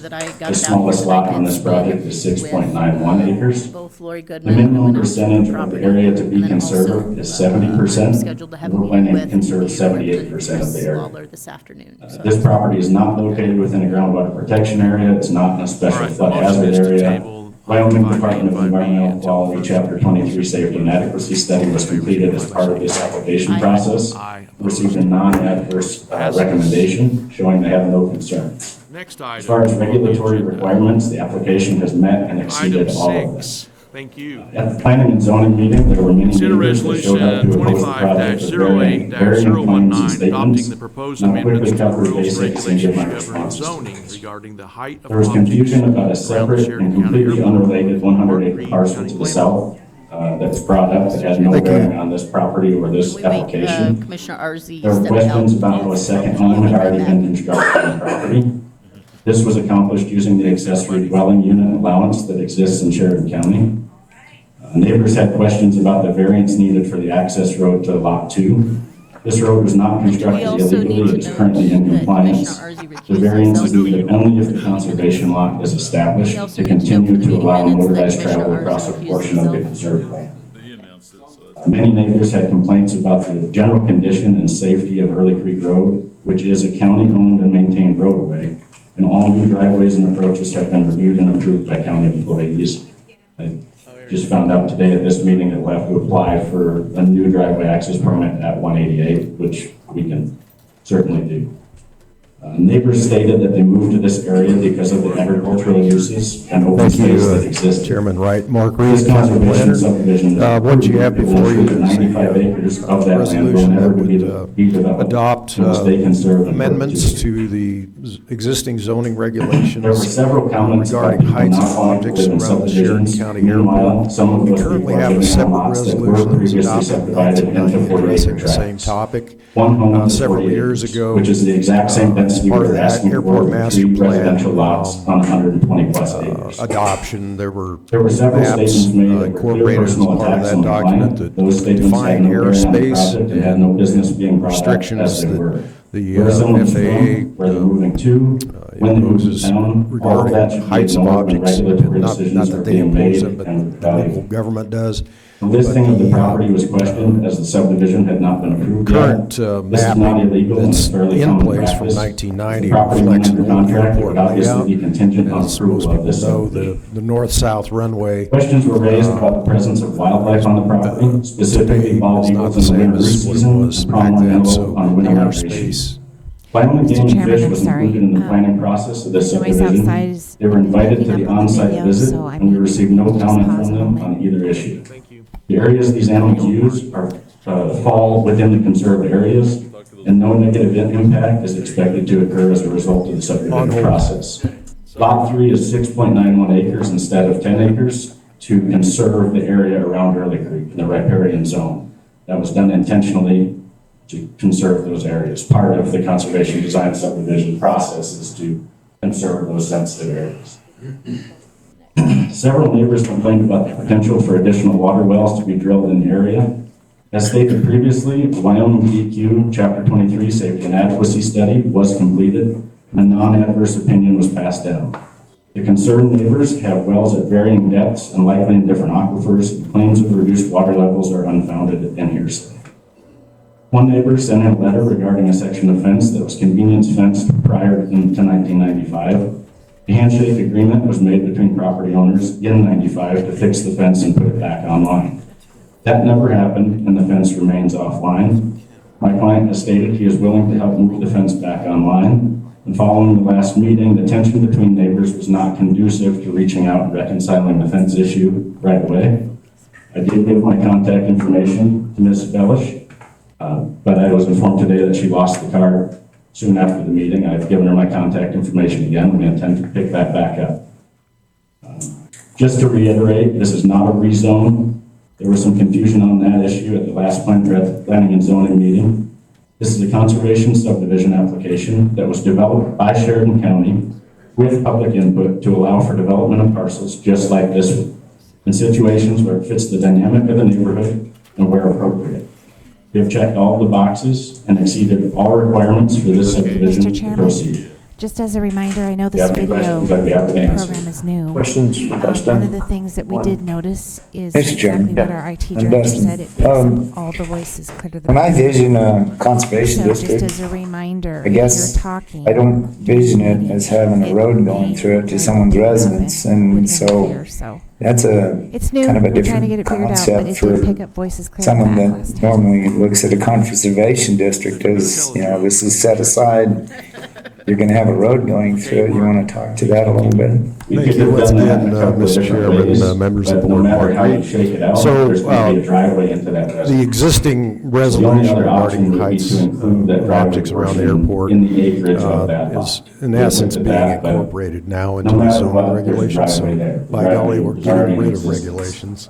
We're getting rid of If one the resolution. building wasn't there and the driveway just wasn't constructed, sure, in the we could existing approach it in a zoning different manner, resolution. but So, we're dealing with situations that the were purpose of the changes, pre-existing and I'm just going to prior to read the from idea your of the conservation your subdivision. resolution here, 2508-019. Mr. Chairman, one more question. You made mention that there was only designed to two add voting definitions members to the zoning present. regs, create and And establish now we certain have new regulated board members corridors on that lying board. beneath current mapped airspace What I surfaces. want is, would I had a you video that I was going to show. entertain the thought Doesn't of look like taking the that projector back in wants to front work. of Defining planning and what those zoning, now that we airspace have a full surfaces board look there? like. And have a look Number at that? 3, provide for height limitations for structures in said corridors. Number 4, limiting the use of land or water within said corridors that in any way endanger or interfere with the landing, takeoff, or maneuver Other questions of for Dustin? aircraft intending to use the airport. Thank you, sir. Number 5, providing Another for person signed up on item non-conforming 11 uses. is Joe And number Farrow. 6, Joe, do you want to requiring speak? marking and lighting if deemed Not proper this time, by the sir. airport Okay, manager. thank you. So, Another as person I say, signed if, up you choose to talk on this approve issue this is Anthony resolution and the Fairbanks. amendments, they would be incorporated into the existing zoning rules.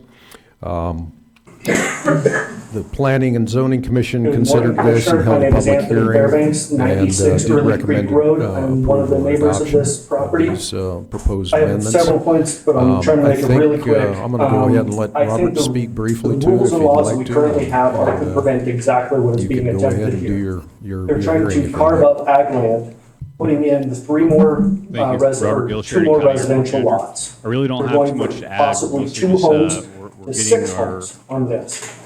image that A couple of years ago, this was all complete ag land. It was homesteaded by the Shirleys. It was sold off as a large acreage ag portion. Part 77 Now they're trying to subdivide it to sell it. There's no other intent of this other than to make the value of the property more as they're leaving the state. The other issues that I have with this is the precedence that this sets. If you are going to allow subdivisions in this purely ag area, where does this end? If this is approved, it would behoove me financially to copy this exact same plan, put out more lots, and increase my property value, which I don't want. But there's no stop to this. If you approve this, I will be in here next week copying this just to make it more profitable. This is, in my opinion, not what ag land is for. This is not what rural areas are for. It's my concern. Regarding the height of objects around the. Thank you, sir. I second that motion. The motion and the second. Discussion? Anyone? Kind of hard to tell. Eric Mansell, did you want to talk on this? None? All those in favor, signify by saying aye. Eric's gone, okay. Aye, opposed? Motion passes. Grady Item 7 on Fairbanks? The agenda is to consider item PP 25-002J, Bucking Iron Business. I'm Brady Fairbanks. I Preliminary live plat. at 98 Early Creek. Mark Reed, County Planner. Thank you again, My wife Mr. and I purchased our Chairman, members of property the on our Mark Reed acreage County to Planner. get away from subdivisions. Eric Mansell has was, applied for a subdivision there was some permit debate on the a last 20-acre time about property this not a zone real I-2 subdivision, well, industrial. it's Applicant the type proposes of creation of subdivision. 6 commercial lots from currently also, unplatted area on East Ridge Road, County just Road looking at it, 139, east of the Anthony city of was saying is, Sheridan. this sets a precedence for Planning other Commission did property owners consider this around item us in the surrounding area. and Do the did exact recommend same thing. approval. And As it's not per something the that we would like to see. staff report. Another concern is, I know that there was a and there were EQ study about the safety conditions and everything, attached. but on the water. This would be but followed up with a final plat. Our well is pretty precious to us, and Move it's forward 980 once this action feet. occurs. And, That's all I have, the Mr. recovery Chairman. rate is very Questions, slow. I'd be happy to and answer. What them. does this actually do? Applicant is present as More well. wells getting Question for popped in Mark. there. I believe they're all on the same Once aquifer. again, this item requires a public But I could be hearing, which wrong. I will open at 9:47. Another concern is, I know this is county, but the road out there is very narrow. And having, Harry more occupants living out there Item 7. increases more people driving in and out there, and safety is concerned. So. Harry Pollock. And then, Just a quick I'm not sure comment how much this would or question, I affect, guess. but there's a chance that this could And affect that our is, property value as well. the water line for this development. That's really all I have Is to that say. something that the developer is going to be taking care of? Sir, how many acres do you have? Are there I have a situations like 48 the acre lot. Northeast Transmission Line Thank you. where I was gonna ask you, citizens Mr. are sharing, Did you buy it from family member? Did you buy it from a rancher? How No, did you? I bought it from Contractor or the agent, whoever this is. a gentleman named Al Eckstein, and I believe he bought it from 170 East Ridge Road. Sureties. We have a fire safety Back then it plan that's was, been approved. There's that fire was hydrants, divided up, I think, stuff they deemed. before the 88 acre. There's 2 existing wells on the property already. Okay. They've been tested. Thank you. Water's good. Quality's fine. This is industrial All use. right. There's, Whoa, there's 4 of the Please. 6 be careful with my pen. 3 of which that needed water. So as of now, there's. Next on the list is Al Bellish.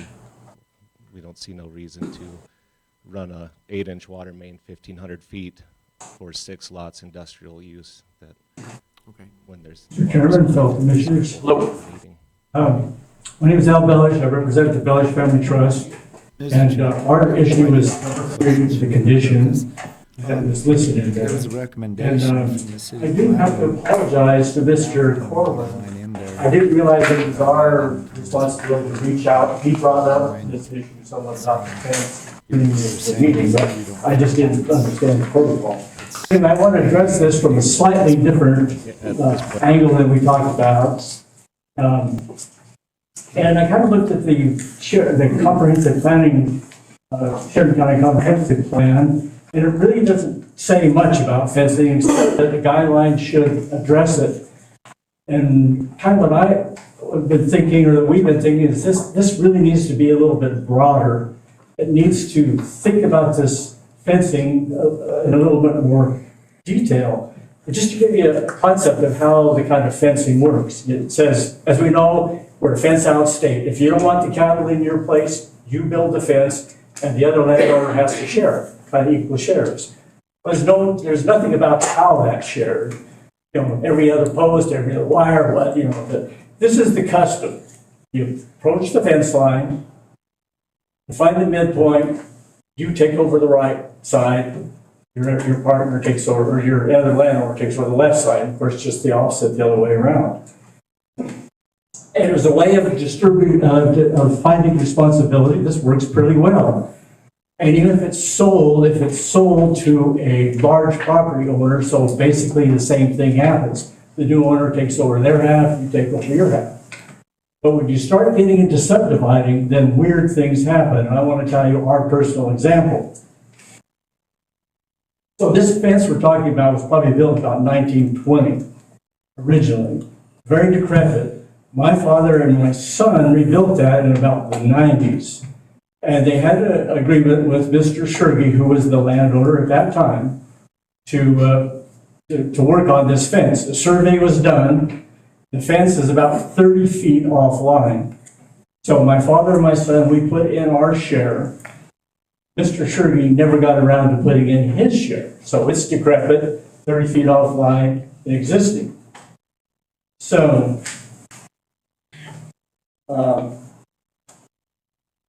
now, the line that we built, now that whole section has been chopped up. There are now 3 property owners along that line.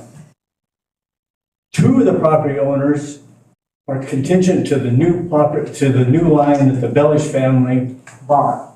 So in effect, they got their half of the line free because we had already had it in. The third thing is, the third section of the land is the land that is adjacent to Mr. Farrow's subdivision.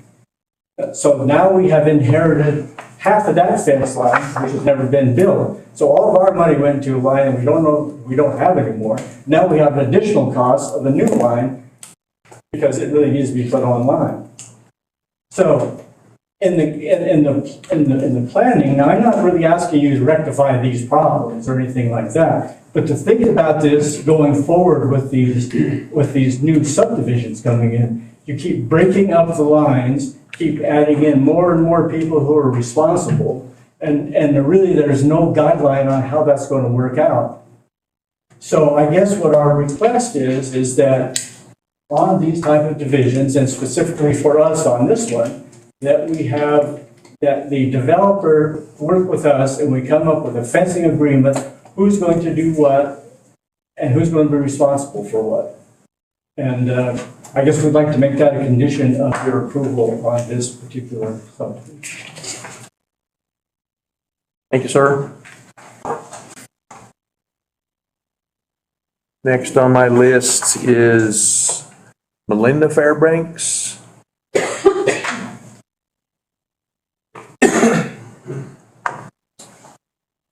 Thank you guys for the opportunity to meet with you all today. My name is Melinda Fairbanks. I own 86 Early Creek, 85 acres. Just sharing a line with the property in discussion. I think some of our biggest concerns have already been addressed or shared. It's unfortunate that we never had the opportunity to speak with the property owner about it. We found out after the for sale listings posted online and we had people contacting us. Get right in there on that microphone, please. Sorry. We had people contacting us to see if it was our property that was for sale or whose it was. So that's how we found out that they originally were trying to sell it. Last year, they tried to sell it as a complete parcel, which is in accordance with the current statutes and laws. And they were unable to do that because it's too big to be financed with traditional financing loan.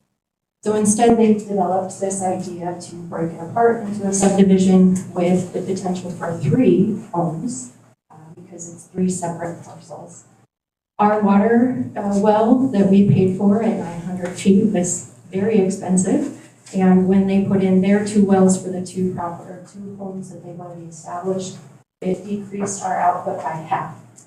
So we are absolutely certain that it is on the same aquifer, and then a 3rd house we or decrease our output even further at great cost to us.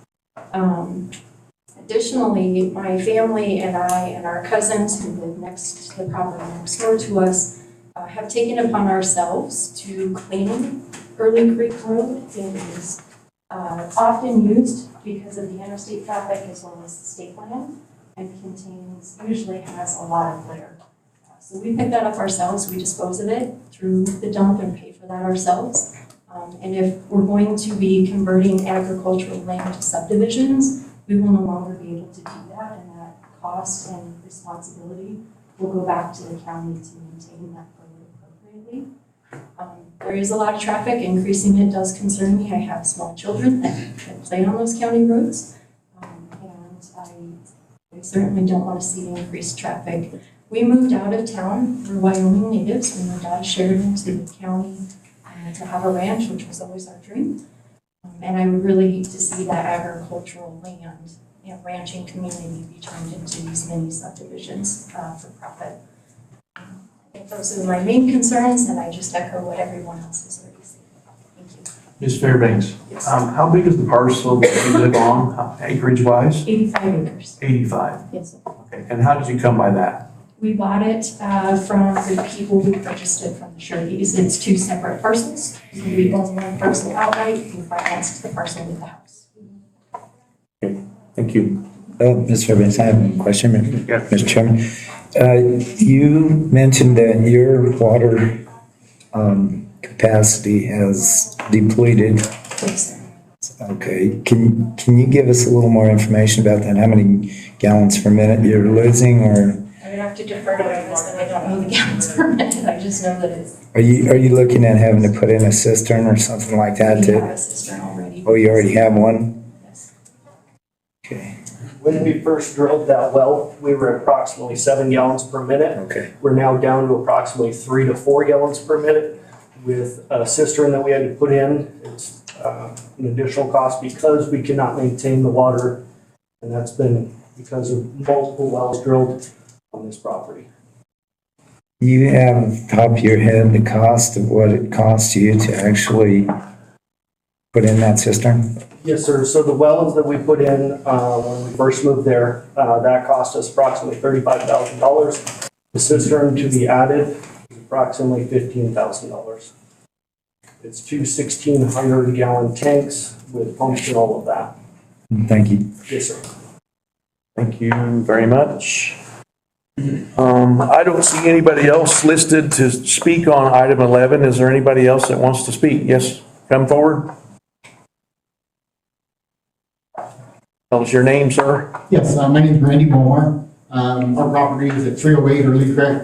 I'm a retired professional engineer, so I have a little different aspect I want to cover on this. Also, the property we have was homesteaded back in the 1900s by my great-grandparents, and my grandparents were there, and my mom and dad were there, and I grew up there. So I submitted a letter in regards to this. Everybody's kind of commented on the subdivision, which I will say I'm not in favor of. However, the aspect from this engineering perspective is, having driven that road my entire life and then getting into the engineering world, there are 3 blind spots on that road that are just dangerous. I've driven it again over my life and it's been fine. Recently, because of the increased traffic, I've been in the ditch twice. Just because when you're cresting up a hill and somebody's coming over the top, you just better hope they're on the correct side. And like I said, that's happened to me twice already in the recent time since being out there. So the subdivision being proposed is past that. So you're going to need more traffic in those very dangerous spots on that road. So that's a big concern to me. Our approach coming onto the road from 308 and then the other one that you on the picture at 188, you're coming in at an angle. So again, if you kind of think about this when you're driving, when you're coming in at an angle, you've got to look the back of your shoulder, which is normal for people and it's hard. As you get older, it gets harder. And so I see that coming out of our place, and it's the exact same down below. So that also is a very big concern to me, adding traffic onto those areas that are already less than standard, in my opinion. So Thank you. I think any questions again? Questions for Randy? Anyone? Thank you, sir. Thank you. Anyone else in the crowd want to talk on this? Come forward.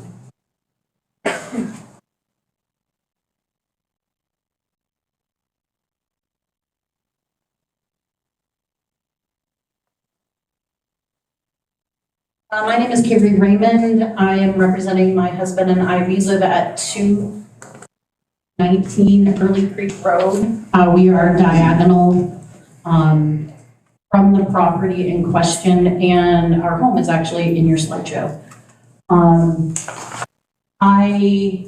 We do not have an effect on our well, so I don't believe we are on the same aquifer or whatever you call it. In the last planning meeting, it was mentioned by Chris Powers, who is in the neighboring property directly across. He did mention, and I just want to reiterate it, that he did have a reduction in his well capacity. He wasn't able to come today. But I thought I would just throw that out there as well. There is another neighbor that has had a reduction in their well. He did state that in the planning meeting himself. And then the only other comment I have is the road condition. Like everybody else has said, it's a county maintained road and it's already maintained pretty subpar. Sorry. But like right now, as you come around the corner that goes to our house, it's pretty washboard. And you actually, if you tend to go a little too fast, you will skid across it. You know, and that's been a problem. We've lived there for, that's mine right there. We've lived there for 9 years. And the road conditions have always been pretty poor. With increased traffic and increased another home, you know, should this get approved and now we've got all these other potential subdivisions that are going to be applied for and the increased population out there, these roads are going to continue to deteriorate. And that's my biggest concern. I have two 16-year-old drivers that are fortunately fairly responsible, but you know, their quick responses to things are not as quick as those of us that have been driving a while. And the plowing of the snow. And I will say though that sometimes when they're coming out there to grade the roads, they don't make it all the way to our homes. They typically stop at the corner. And so then, you know, they've done half the road and they don't finish. So that's just one of my biggest concerns. I know the DEQ also did their water study and that's fine, dandy, but facts are facts. So we do have wells that are producing less. And then I know the approaches were deemed safe and that's fine. You know, and that's great for the driveways. If they're safe, that's great, but it does nothing for the road conditions. And those are only gonna worsen. All right. That's all I got. Thank you very much. I have a question for you, ma'am. That's right, Mr. Chairman. Have you called the Road and Bridge or someone to complain about the road in the past at all? I haven't personally, but I know Mr. Powers has, and he's right next door to me. Okay. And so since he does it, then I'm not gonna correct the same because he lives right next door, so. And usually when he makes a phone call, then they come back and continue and come all the way in. Okay, thank you. Yep, you're All right, thank you. Anyone else out there want to comment on this issue? If you would, please. Come forward, sir.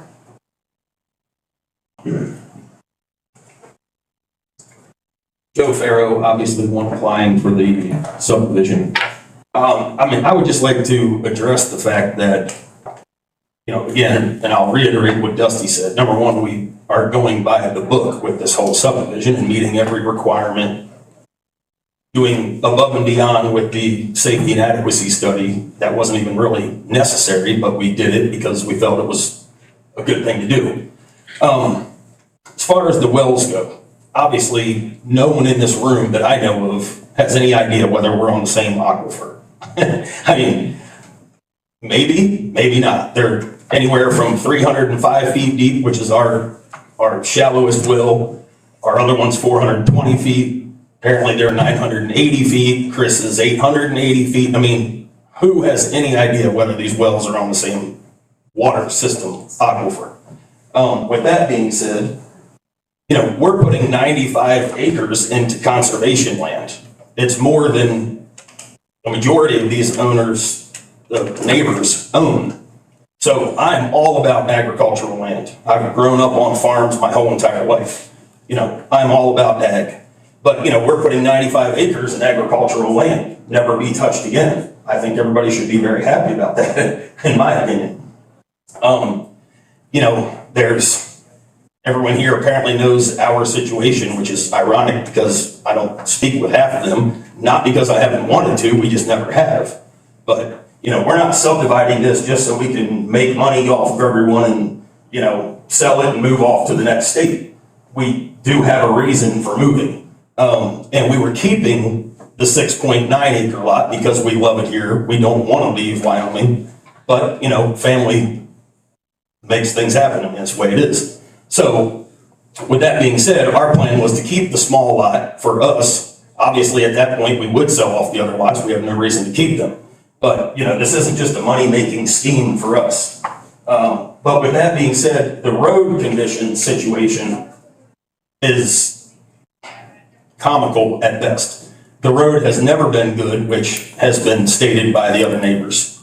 But, since we're talking about neighbors and Chris Powers' name has come up, he's running an outfitting business out of his property and has more traffic on that road than every other house on the whole road.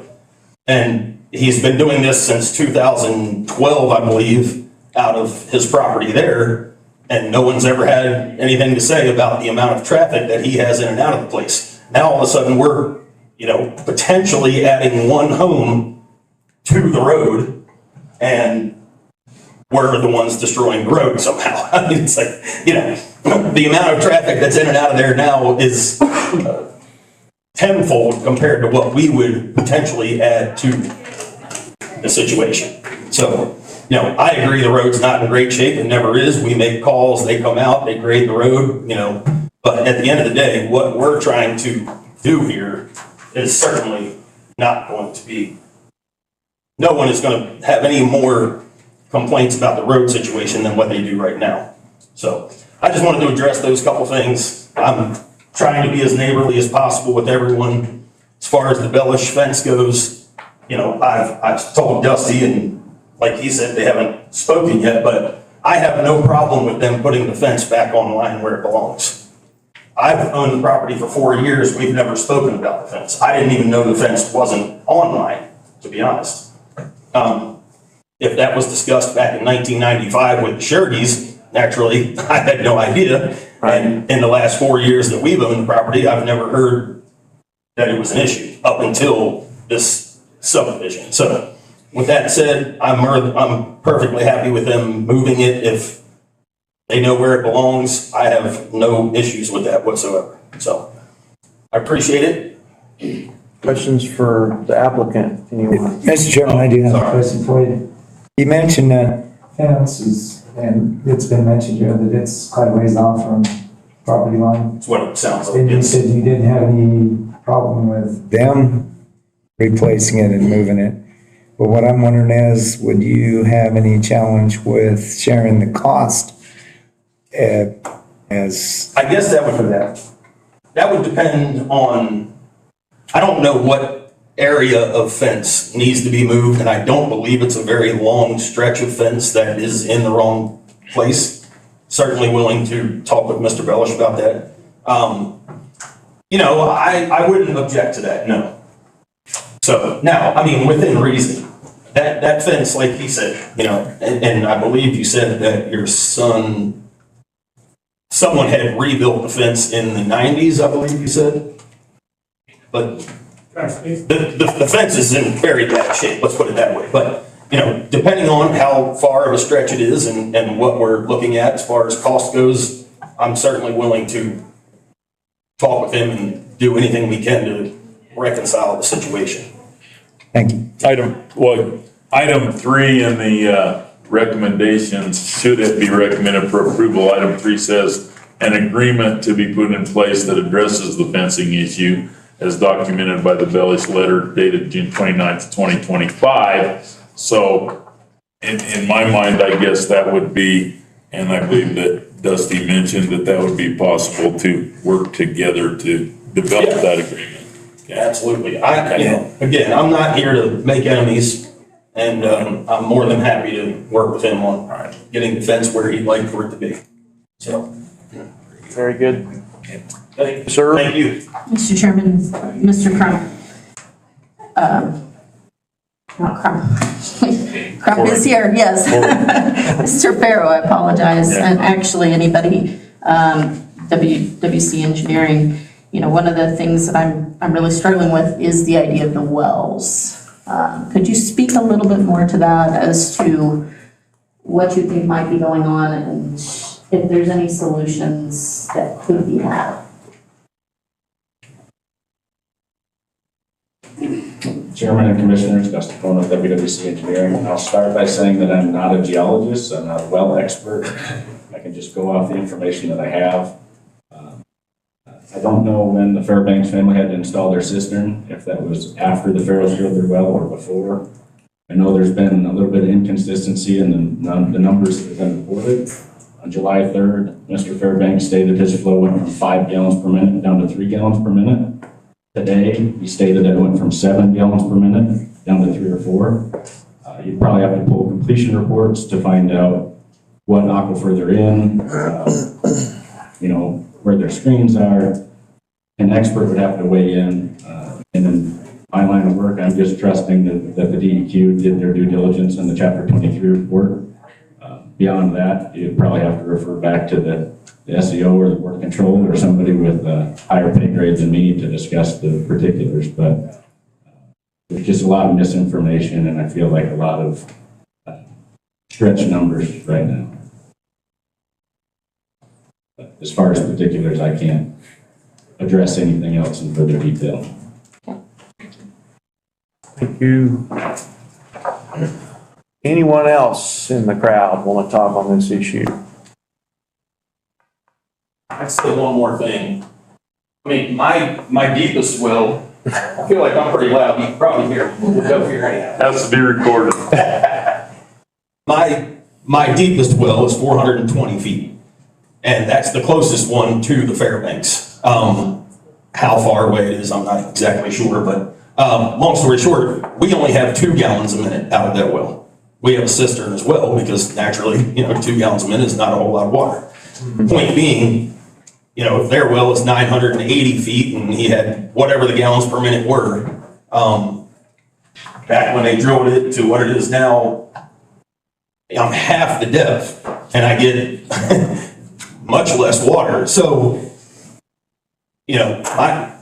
without being a geologist, I'm getting a lot less water at half the depth. I would say we wouldn't probably be in the same aquifer. Again, nobody has any idea, but we drilled our well, we're not getting any, very little water. I just don't see how the two have affected each other. Right. But again, it's all speculation, obviously. So. Okay.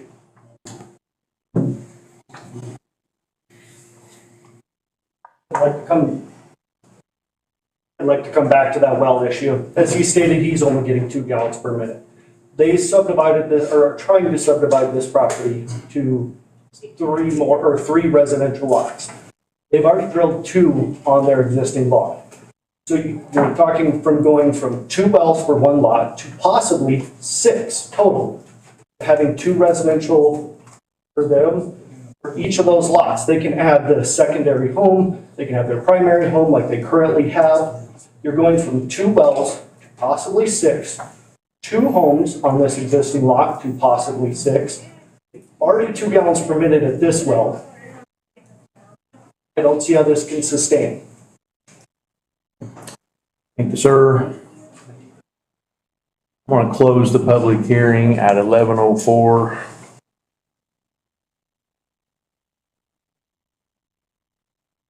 And ready for a motion. So, Mr. Chairman, just before a motion's made, if I'm correct, Mark, this is gonna require us to do two separate motions, one for the Variance. the variance for the access road and another one for the approval of the subdivision. Is that correct? Yeah, Mr. Chairman and Commissioner Siddle, that is correct. Okay. Mr. Chairman, since we're dealing with variance first, I would make the motion to approve the variance to allow for the roadway. Lot number. Yes, so lot number, what, 2? Two. Second. Motion and a second. Discussion. Discussion. All in favor signify by saying aye. Aye. Aye. Motion passes.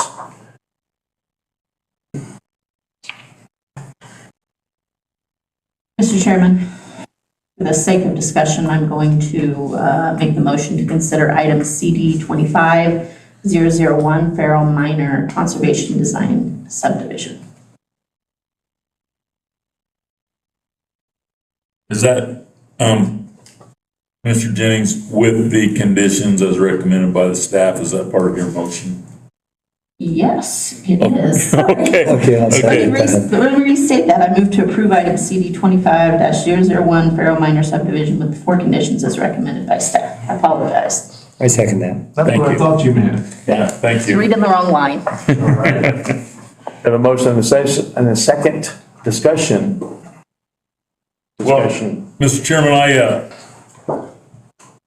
I think that the fact that there's conservation of 95 acres here is good. I guess I don't see the previous speaker who said there would be 6 dwellings on it. I only see 3 in the plans for the dwellings, and I think if it was more than that, we would have to approve for more than that to be there. I don't think that we can consider the conditions that are saying, well, if one person does it, then a whole bunch more people are gonna jump in and try to do it. I mean, that's down the road, and that'd have to be approved by planning and zoning, that would have to be approved by us, and there's nothing that holds anything, especially in a conservation subdivision of this size. As far as the condition of Early Creek Road, I would certainly say that we attempt to keep roads in as good a condition as we can in the county. There's lots of county roads, and my county road gets rough at times, and certainly there's, where I live, I'd say there's 8 times as many homes on that road than there was when I moved there 30 years ago. So, I mean, you can't stop growth just because maybe there's a rough county road. So I'm torn between understanding the situation with the neighbors, but also the private property rights, and the conservation design subdivisions are certainly part of our planning and zoning regulations, and so I will be voting in favor of it. Other discussion. Mr. Chairman, item 3, planning and zoning recommendations, I see an agreement to be put in place that addresses the fencing issue as documented in the Bellis letter dated June 29th, 2025. I just don't think that actually is enough. I think that we need to have a definite agreement set down between the two, and I think we got that through our public hearing today and that. So, and as far as, private lands, I agree with Mr. Settle in that respect, although it's hard from people coming from an agricultural background, but we're bound by the law, and so I'll end up having to be voting for this amendment as well as, this as well, as long as this fencing issue is definitely addressed. Good. Other discussion? Mr. Chairman? Yes. I had 4 issues when I looked through this document. I do want to say just for public knowledge, I visited the site initially when as it was being worked through with our planner, Mark Reed, as well as Commissioner Arzi. I also met with Joe Farrow and Joe Crump. They requested a meeting, and I had a phone conversation with Mr. Powers. My 4 issues were the driveway, the road, water, and fence line. First of all, the driveway, I think the driveway issue, obviously is one of our conditions. So it's gonna have to be worked out before it can be approved. So that one has less concern in my mind. The road, I did drive that road, and you're right that it is narrow, that there are areas where it comes up and down, and it's pretty, there's some site issues. I would encourage our road and bridge to continue to work on that road and make it even better every time we can.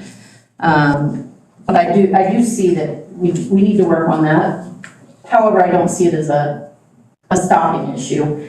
Fence line, I would agree with Commissioner Arzi. We need to make sure that that agreement is dealt with, because you're right, the fence line is very important. But it is one of our 3 items. And as Mr. Farrow has stated in this public meeting, publicly to everyone, he will work on that with you, Mr. Bellish. So, it's very clear, it's being recorded.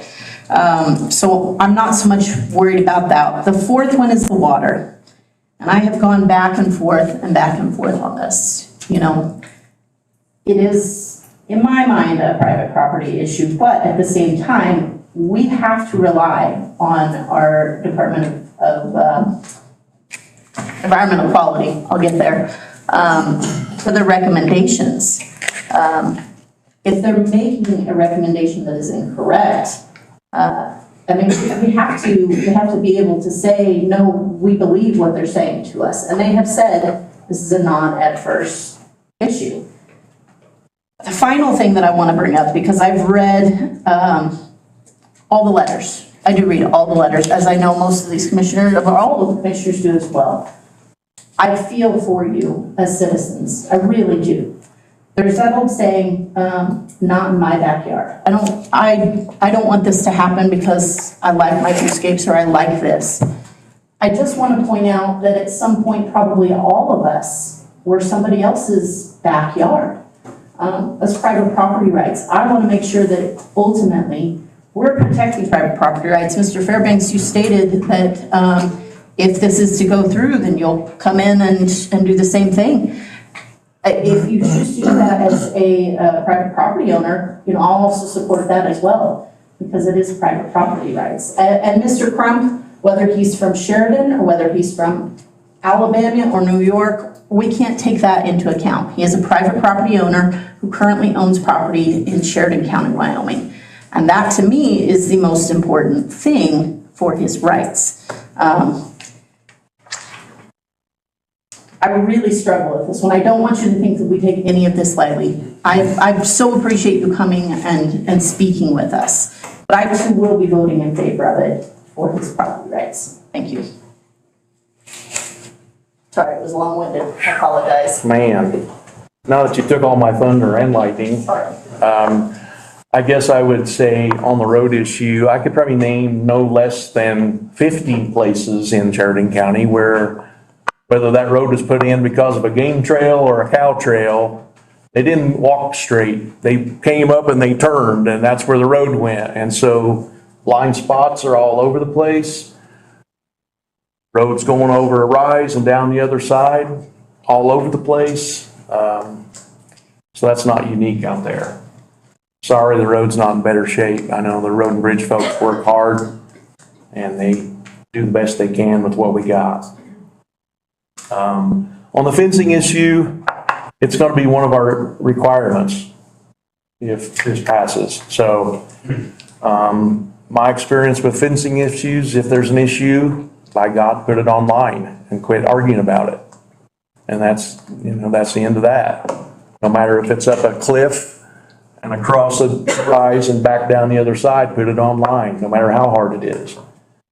So anyway, yeah, we're multi-purpose here. We do power lines and fences today. So. Anyway, I too will be in favor of this. So, anyway, we have a motion. Mr. Chairman? Yeah.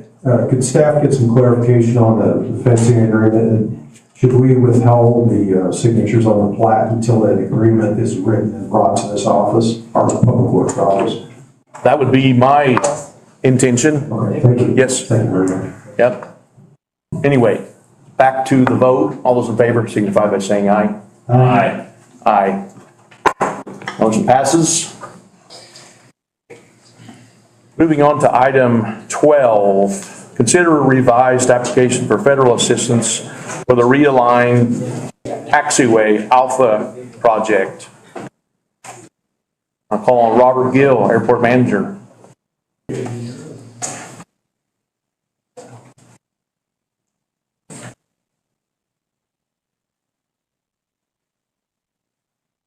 Thank you, Mr. Chairman. Robert Gill, Sheridan County Airport Manager. The following grant applications are revised versions of previously submitted applications by Sheridan County for the Reline Taxiway Alpha construction project. The bids received for this project exceeded the previously requested and allocated grant funding, making it necessary to revise the applications to secure sufficient funds to complete the project in full. The original applications applied for Sheridan County Airport's 2023, 2024, and 2025 Airport Improvement Program entitlement funds. 2024 bipartisan infrastructure law, or bill, also known as bill funds, an additional $2 million in FAA AIP discretionary funds. To allow flexibility in awarding the work, the project was bid in 5 schedules. After reviewing the submitted bids and with the support of FIDOT Aeronautics and the FAA Airport District's office in Denver, it was determined that additional funding could be allocated to support the full project scope. This revised funding request now includes 2025 bill allocations for Sheridan County Airport, 2026 AIP entitlement funds, and an additional FAA discretionary funds totaling another $1.9 million. With these resources, the entire project can be completed over the next year. The total amount of federal funding requested through these applications is $9,774,411, which represents 95% of the total project cost. The Wyoming State Aeronautics Division will contribute $257,221 as a state match, and a local match of $257,221 will be provided from the airport's current fiscal year capital improvement budget, putting a total project cost at $10,288,853. With this funding breakdown, there are 2 applications included within this request. The first is the Realigned Taxiway Alpha, with a total of $7,977,125 federal dollars, $209,924 state dollars, and the local match of $209,924. Therefore, I would respectfully recommend that the Sheridan County Board of Commissioners approve and authorize the chairman to sign the grant application for federal assistance for the Realigned Taxiway Alpha portion of the construction project. With that, I would stand for any questions. Questions for Robert? Questions? Mr. Chairman? Yes. I move to approve and authorize the chairman to sign documents as required for the revised application for federal assistance for the Realigned Taxiway Alpha construction project. I second that motion. Motion and second. Discussion? Mr. Chairman? Yes. I just wanted to bring up the fact, first of all, I appreciate Robert Gill getting me all the information pretty much every day, and he gives it back to me very quickly. But I do want to point out, thankfully, that the assurances that were so concerning to me the last couple of times, and should have been for all the citizens of this county, the last couple of times we've looked at this, have been removed. And so I will be able to vote in favor of this. Very good. Other discussion? All those in favor signify by saying aye. Aye. Aye. Opposed? Motion passes.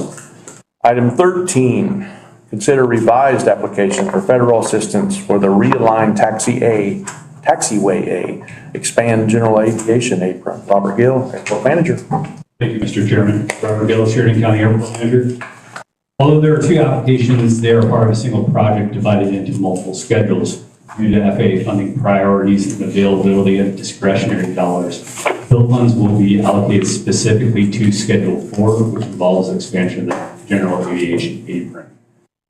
Therefore, I respectfully recommend the Sheridan County Board of Commissioners to approve and authorize the chairman to sign the grant applications for federal assistance. And it's stand for any questions. Questions for Robert? Anyone? Questions? Ready for a motion? Chairman, Yes. I move to approve and authorize the chairman to sign documents as required for the revised application for federal assistance for the realigned taxiway A expanded general aviation apron.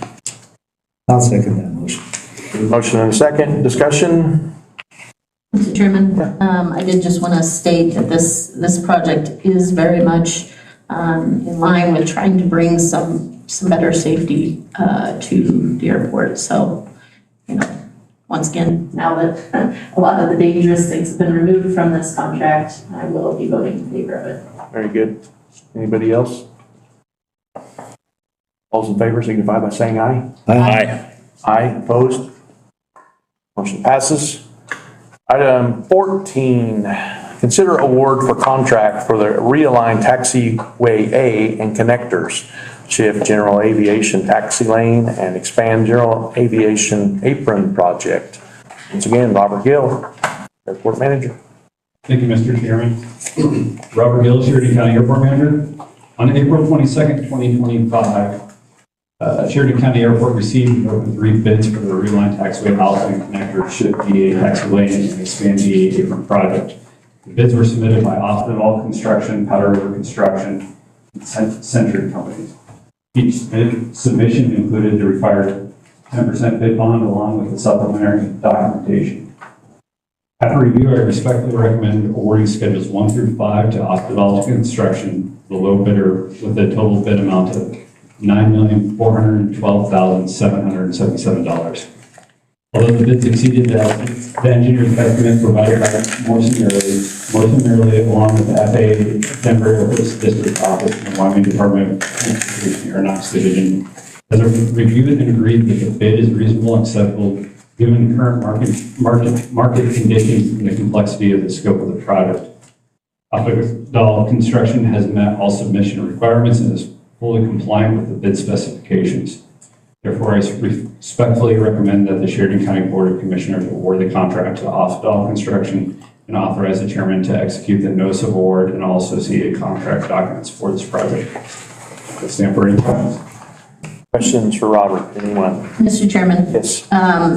Robert, for the benefit of the public, could you please give an overview of the $898,317 difference in the amount that Morrison merely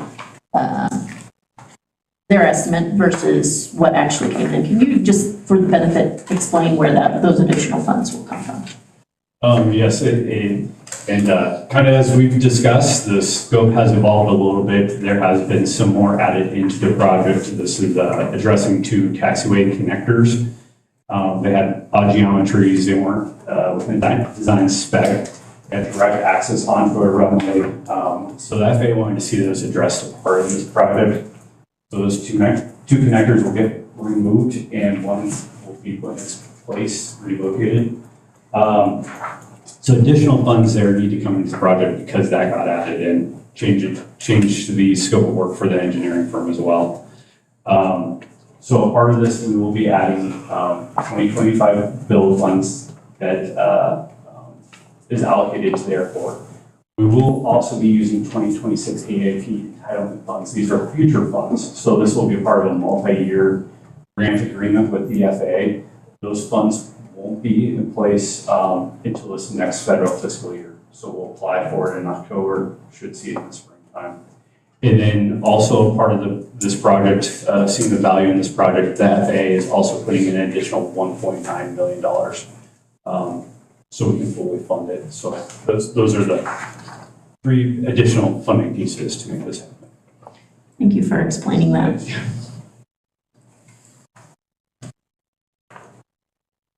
Okay.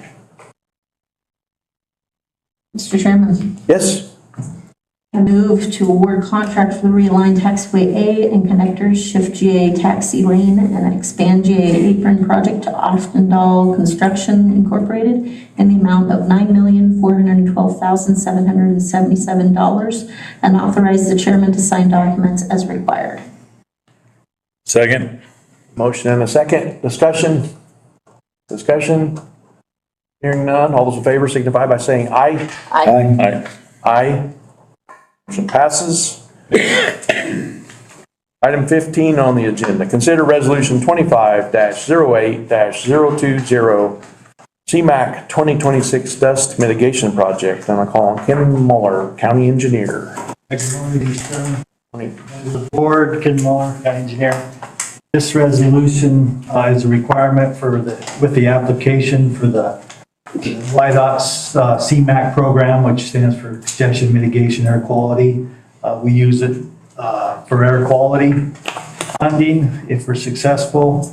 It does 2 things. This resolution sets out the amount you're asking for, and then also that you will obligate 20% of the project. In this case, it's $81,400. Would be the county's requirement if this application is successful. This year, we're asking for $325,600 from the federal government passed through YDOT for dust mitigation on county roads. If you have any questions, I'll try to answer them. Questions for Ken? Anyone? Mr. Chairman, I have a question for Ken. Is it possible for homeowners, landowners that have extended driveways, can they purchase this from the county? Mr. Chairman, Commissioner Arzi, no, they can't. It's our program, this is strictly, can only be used on county roads. Our other program that we do, the road and bridge dust control, is only used on county roads. So we don't offer that on, and that's just the way it's always been done. I think if we did, you're almost kind of competing against private industry because there are private people that do that service for people's driveways. Okay, thank you. We're ready for a motion? You've got it. Could I make a comment? Sure.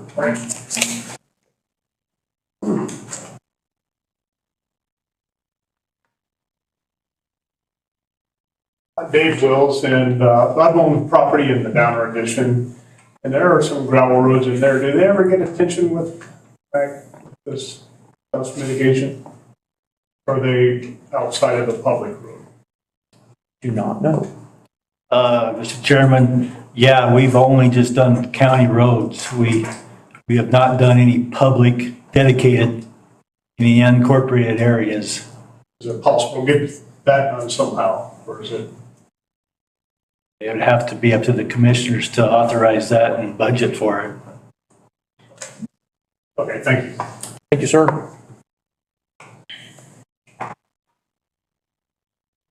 Mr. Chairman. Yes, sir. I move to adopt and authorize the chairman to sign CMAQ Attachment E, Resolution 25-08-020, authorizing the submission of an application for federal funding through the Congestion Mitigation Air Quality Program administered by YDOT for Sheridan County for the purpose of CMAQ 2026 Dust Mitigation Project. Second.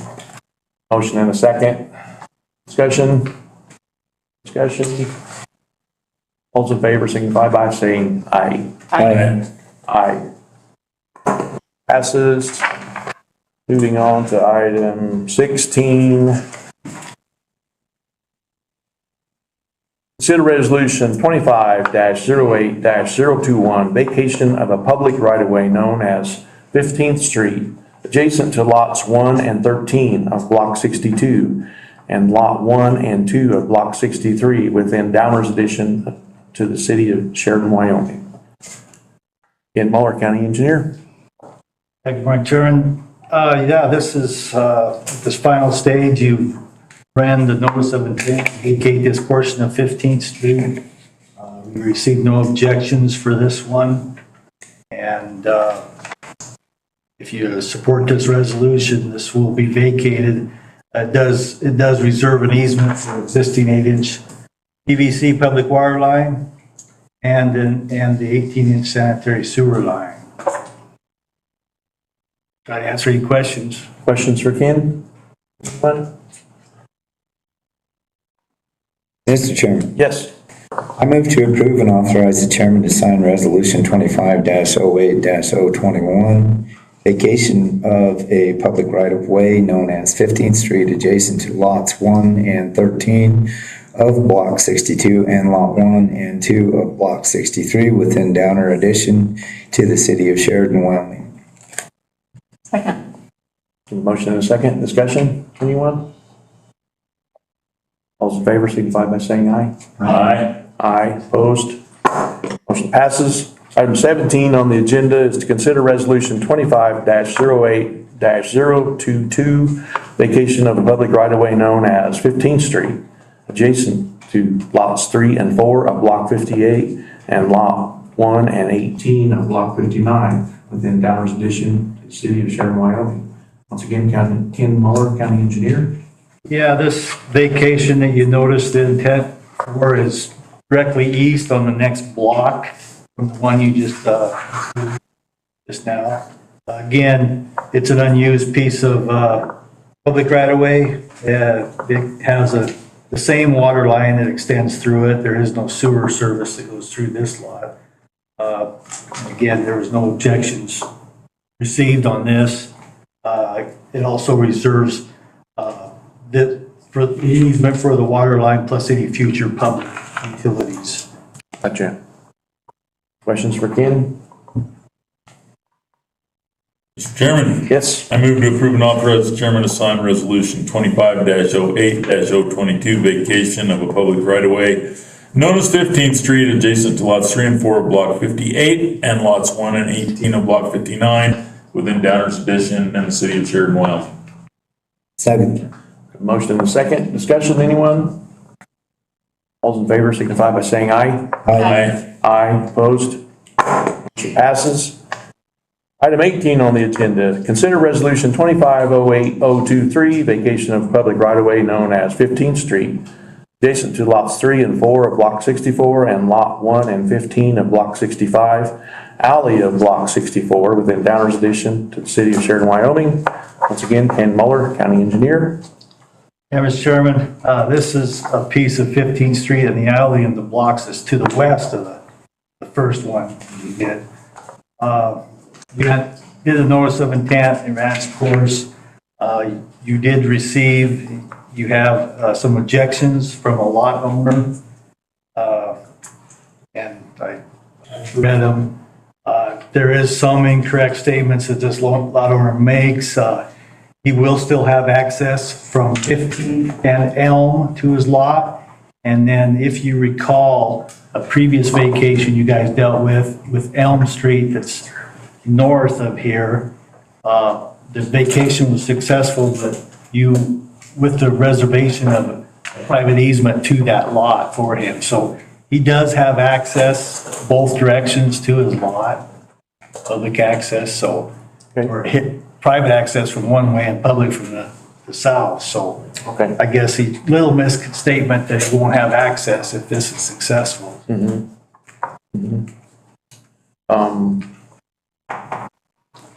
Questions for Ken? Yeah, Ken, we received a second email from Mark Van Ronk, stating that he's, Downers Addition Block 69, Lot 4, that he won't have access to Lot 4. And I can pass you the email if you'd like. Yeah, Mr. Chairman, I seen that also. 15th Street is not the subject of this vacation. The piece of this vacation is 15th Street to the east of him. So that block that has 15th Street adjacent to his lot and Elm is not the subject of this vacation, so he, You will still have access? yes. Okay. Okay.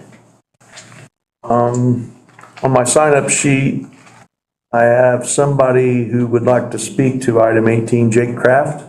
Go ahead, Jake. Hi, I'm Jake Graff, I'm a property owner applying for the vacation, but I just wanted to clarify, and Ken actually did a great job of it, but that block 65, lot 7, it still has access on Elm Avenue. We did not apply to vacate Elm Avenue in addition to the easement that we put in for him on the last one. I've also reached out to James Stamp, his phone, and then additionally sent him a letter. His voicemail's not set up, and we've got no response from him. So that property was deeded in 1913. The deed is never transferred into his name. So I spoke with Wilcox. We would love to acquire that lot. Never seen anyone on it, but I spoke with Wilcox. We'd have to do quiet title, and so I'm just going to continue trying to get in touch with them and see. But just wanted to add a little clarity to it. Okay. Any questions for me? Questions for Jake?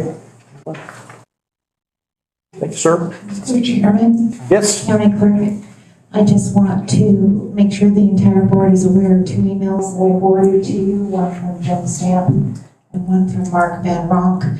I believe that there's been some reference to these, but I just want to make sure that you all saw those emails. If you did not, I brought copies with me. No, I think we all saw them. Thank you. I was just reading it on my phone right here to reference it as you were speaking, so, yes, ma'am. Would you like a copy? Oh, no, I have a copy. I just was, no, we're good. Was there other questions for Ken, anyone? No, I'm ready for a motion. Mr. Chairman, Please. I move to approve and authorize the chairman to sign resolution 25-08-023, vacation of a public right-of-way known as 15th Street adjacent to lots 3 and 4 of block 64 and lot 1 and 15 of block 65, alley of block 64 within Downers addition to the city of Sheridan, Wyoming. I second. Motion and a second. Discussion, anyone? Mr. Chairman, I really appreciate Ken giving us clarification on that. I was going to be against this if there was no access, but if both of these owners have legal access, I don't have any issue with taking. Very good. Other discussion? Hearing none. All those in favor signify by saying aye. Aye. Aye, opposed? Motion passes. Item 19 on the agenda, consider resolution 25-080-024, vacation of a portion of county road. County road, there's no number, also known as Rapid Creek Road in section 6, township 54 north, range 85 west, and Muller County Engineer.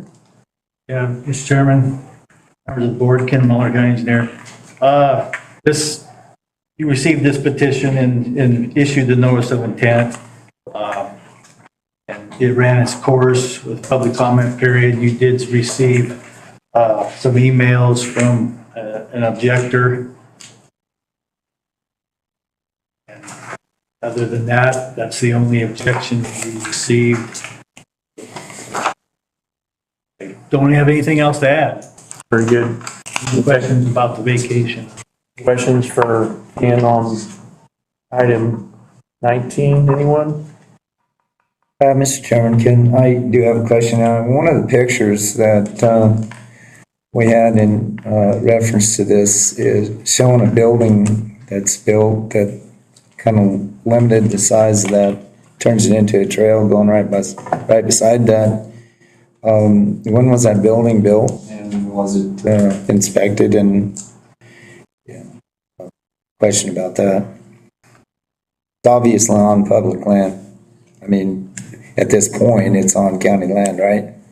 Well, that's questionable. Commissioner RZ, the survey of Rapid Creek Road never lined up with the actual traveled road. Okay. So, there's a lot of case law out there and different things have dealt with this, but yeah, the building I think was done and I couldn't remember, but they followed the right permits and got them from the county and it was approved to be built. I think they assumed the county road went right. Maybe their assumption was correct or wrong. They don't know, but the road went right around the building. And they thought that was the county road because that was the main traveled portion of the road. So. Thanks for the clarification on that. I appreciate it. On my fancy sign-up sheet, I've got Mike Lansing wants to talk on this issue. He's been waiting all day and he's probably parched. He needs a drink, I'm sure. Sometime.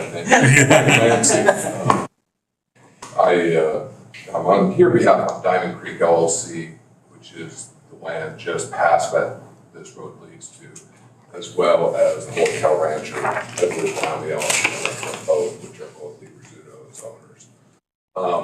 And so I thought I'd come in support, but to answer your question, Mr. Arzi, is we had WWC go out there and do a survey of that road as well as the offshoot that goes to Diamond Creek, and yes, it is off. And so we are working with the applicant, Rabbit Creek LLC, to come up with a new easement, make sure that we have a proper easement following the actual road with a new survey that the two parties will enter into to make sure that it's not landlocked. And so that was part of the reason I wanted to get here to clarify that. We're actually working with easements. We also have a 5 regulation document in front of you sometime after review and inspection by the county engineer for part of Rapid Creek that goes through Edwards, Wyoming LLC's property also. But we're trying to work to make sure easements so that there's no issues with that vacation. And with that, I would be in support of it. And yes, thank you after sitting through a 3.5-hour school board meeting last night.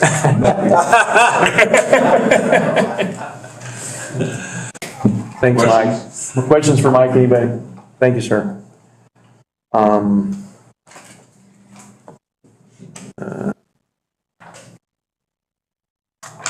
don't think I had anybody else signed up for that issue. For a motion. Mr. Chair. Oh. If I may. Sure. Just missed the sign-up sheet. That's okay. It got really long. Sign-up sheet. Yeah. Mr. Chairman, members of the commission, my name is Kyle Hendrickson with the law firm Bonabon Race here in town and petitioner, Rapid Creek Ranch. As you can see from the satellite images on Mr. Muller's viewers report, this road is entirely on private property. I get really close to that. There you go. The road is entirely on private property. It enters on client's property, winds around, comes right by some barns and structures, and then kind of comes to a stop right there in the middle of all that. So it does not provide access to anything. It does not provide access to public land. There's no possibility of it ever providing access to public land because it's surrounded by private land and again, dead ends in the middle of my client's property. Mr. Muller's report also noted that it has been treated as a primitive dry weather road by the county, and it hasn't been maintained since at least 2008. And I think we're uncertain as to how far back past that it might not have been maintained. There's also a bridge out there on this portion of the road that is not maintained by the county. So respectfully, I don't think it makes any sense for the county to keep this road. Vacating it would relieve the county of the obligation to maintain the road, to maintain the bridge. And I've already made this point, but I'll reiterate it, that we are not asking to restrict access to public land. If you look at the plat that Mr. Muller provided, the entire portion of this road is on my client's property and dead ends on that property. So we're, again, not asking to restrict public access in any way to other public lands or to any other land. We're simply asking to vacate a road that has no purpose, dead ends on private property, and the county has not maintained it for a very long time. Mr. Chairman? Yeah. Yes, so I guess one point that I would certainly make is that we have lots of county roads that don't access public property. We have lots of county roads that only access private residences that are along the roads and certainly don't access public property. So that's not a selling point to me about not accessing public property. I have driven out that road and I know the bridge you're talking about.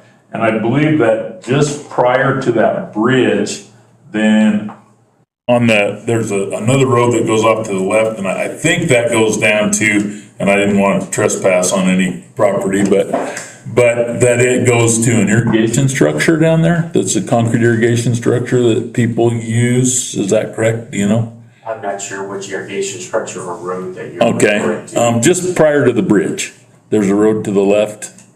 I think that would go on to, not onto my client's property. If you're close to that bridge and you're taking left, I think you're entering onto other property. I think that the property Mr. Lansing was discussing, yes, but is there an irrigation structure down there? Yes, there is. Okay. It is on their property. Okay. All right, thank you. That's the only question I had. Thank you. Thank you very much. Mr. Chairman? Yes. Just for clarification, is there any way we could get the GIS map up here so that we can see what you're talking about? Of course, we can do whatever you want. Please. I'm gonna fall into that. Right. What's another 20 minutes?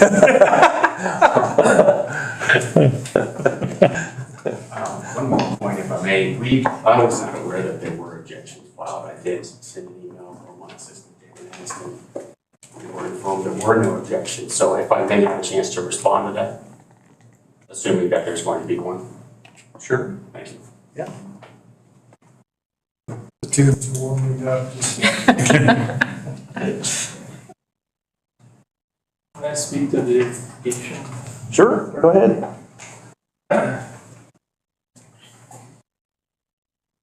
I'm Dan Rinke. Thank you for your time here today. Anyway, I am the ditch rider, co-ditch rider with Lauren Connell on the Big East Beaver Ditch. I also help operate the Diamond Ditch and the Rapid Cannon Ditch. All of those ditch companies or private ditches that are right in that area. Just your question, Nick, about there being other irrigation structures. Each of those structures we have a right to go to. I don't see this infringing on any of our access and rights to get to those places. If it were, I'd be the first to speak. We haven't had any issues to this point. And I guess I should also iterate that I am also the leasee.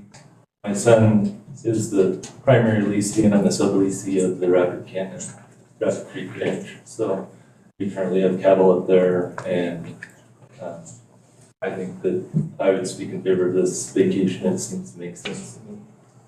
Thank you. Thanks, Dan.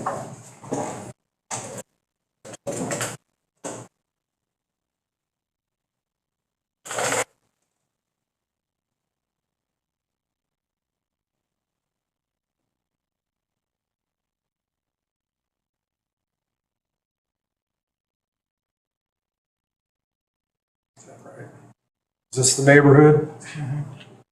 Yeah, Mr. Chairman. Yeah. Mark, I just was trying to get a little bit better picture of the portions that will be vacated. And everything that's being vacated is that currently on private property?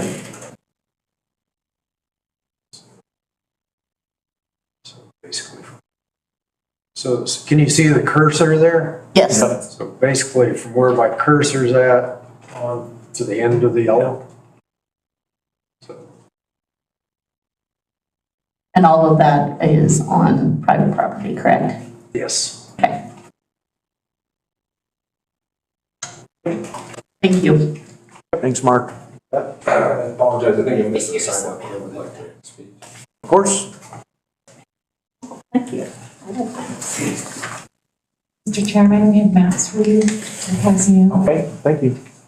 My name is Rio Barney, and I'm probably the reason we're here right now. This past spring, I looked on County GIS, found a nice road to go take a cruise up. I've been using it for, well, I've been probably using it for a couple of years now. You come across into a cattle guard and come into open range. It says private property, which private property I understand, but it's definitely a public road. One day I was coming back and I got stopped and accused of trespassing on private property. Did you see our signs down there? And well, it's no wonder nobody uses that. That's the kind of treatment you get on public road. So it was kind of an eye-opening on that side of it.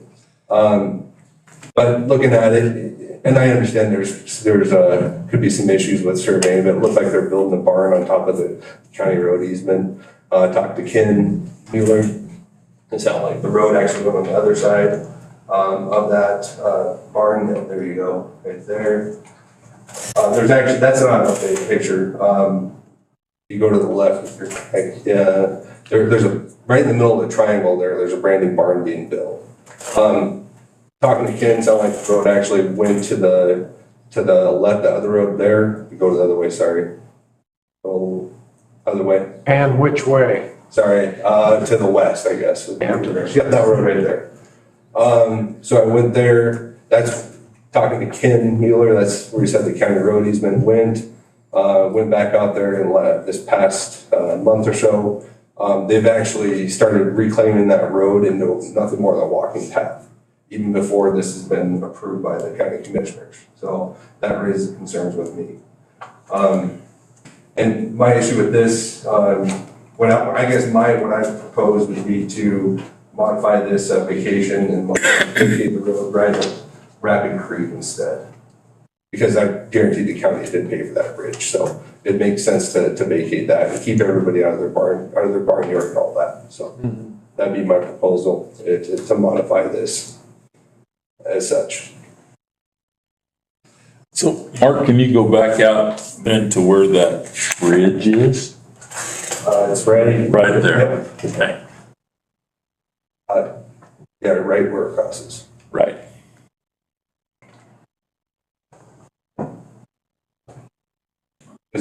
As Commissioner Simmons said, just because the road dead end doesn't mean that we vacate all the roads. The county does that. So clarify your suggestion one more time. To vacate the road right at Rabbit Creek where it crosses, right at the bridge. That's Okay. likely paid for by Rabbit Creek. Ranch. Thank you, sir, for your comments. Mr. Chairman? Yes. I have a question for Ken. Do you happen to know if any of that road, even like up to the bridge, is periodically maintained by Road and Bridge at all? Mr. Chairman, Commissioner Darcy, I've been here since 2008 and we haven't, that's why it's in the statement, that's all I know. I don't know if it ever has, Yeah. but I would assume that it'd be treated just like a lot of our other primitive dry weather roads, that once a year we try to blade the rut shut. But Yep. Other questions for Ken? Mr. Chairman? Yes. This issue was mentioned, that we modified the resolution to say that no objections or claims were received by the county clerk by noon of July 31st. We did modify this resolution to clarify that because there were additional emails that were sent to you as BOCC. I just wanted to remind you of that. Okay.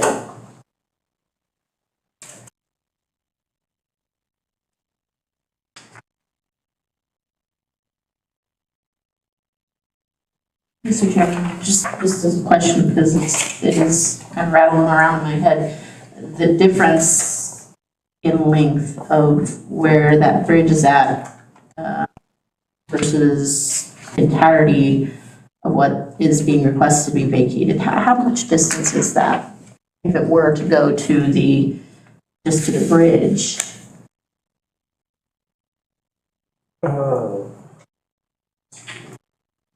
Sorry for making your day a little bit harder. This from GIS here, and this is not a survey.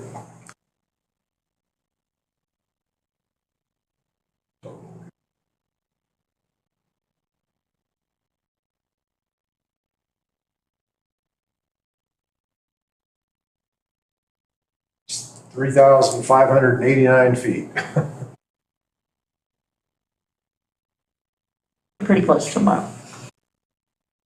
3/4 of a mile, that vicinity. Yeah.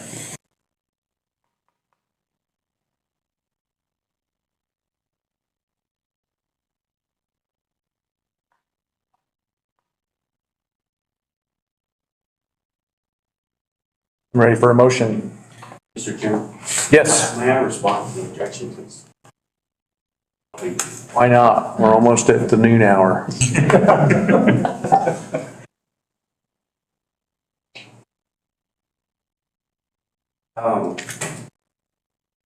So there was. Speak right into that microphone.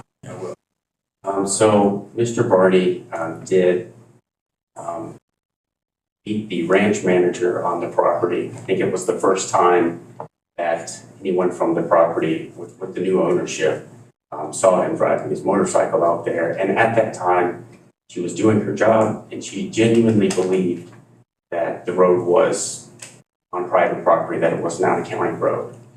And you have to understand, you can see from the pictures there that the road comes in for about a mile and then comes into the middle of those structures. So if she's standing there thinking she's on private property and that's where she's meeting him, then she probably was pretty surprised to see someone come out on a motorcycle. Yep. My second point would be that he's been out there several other times since then, and he's never been stopped, except for one occasion that he chose not to tell you about, when he actually met one of the landowners, Miss Webb, and had a very pleasant neighborly interaction. I don't think that he would deny that. So the one time that he did actually meet one of the landowners was pleasant and neighborly. So I reject any contention that my clients are out there harassing people. They're good people, they're good members of this community. With that said, my second point would be that there is a genuine dispute over where exactly is Rapid Creek Road. The second satellite image that was attached to the viewer's report, you'll see that there is a significant deviation from the original dedication to what the GIS is labeling as Rapid Creek Road. There's no indication as to why Rapid Creek Road on the GIS is there right now. There are other roads out there. Why is that not Rapid Creek Road? There's apparently no reason for the road to terminate where it does. The original dedication goes a little bit further. And the original dedication, I'll add, is, as with this, entirely on private property as well. Does not provide access to any public lands. Are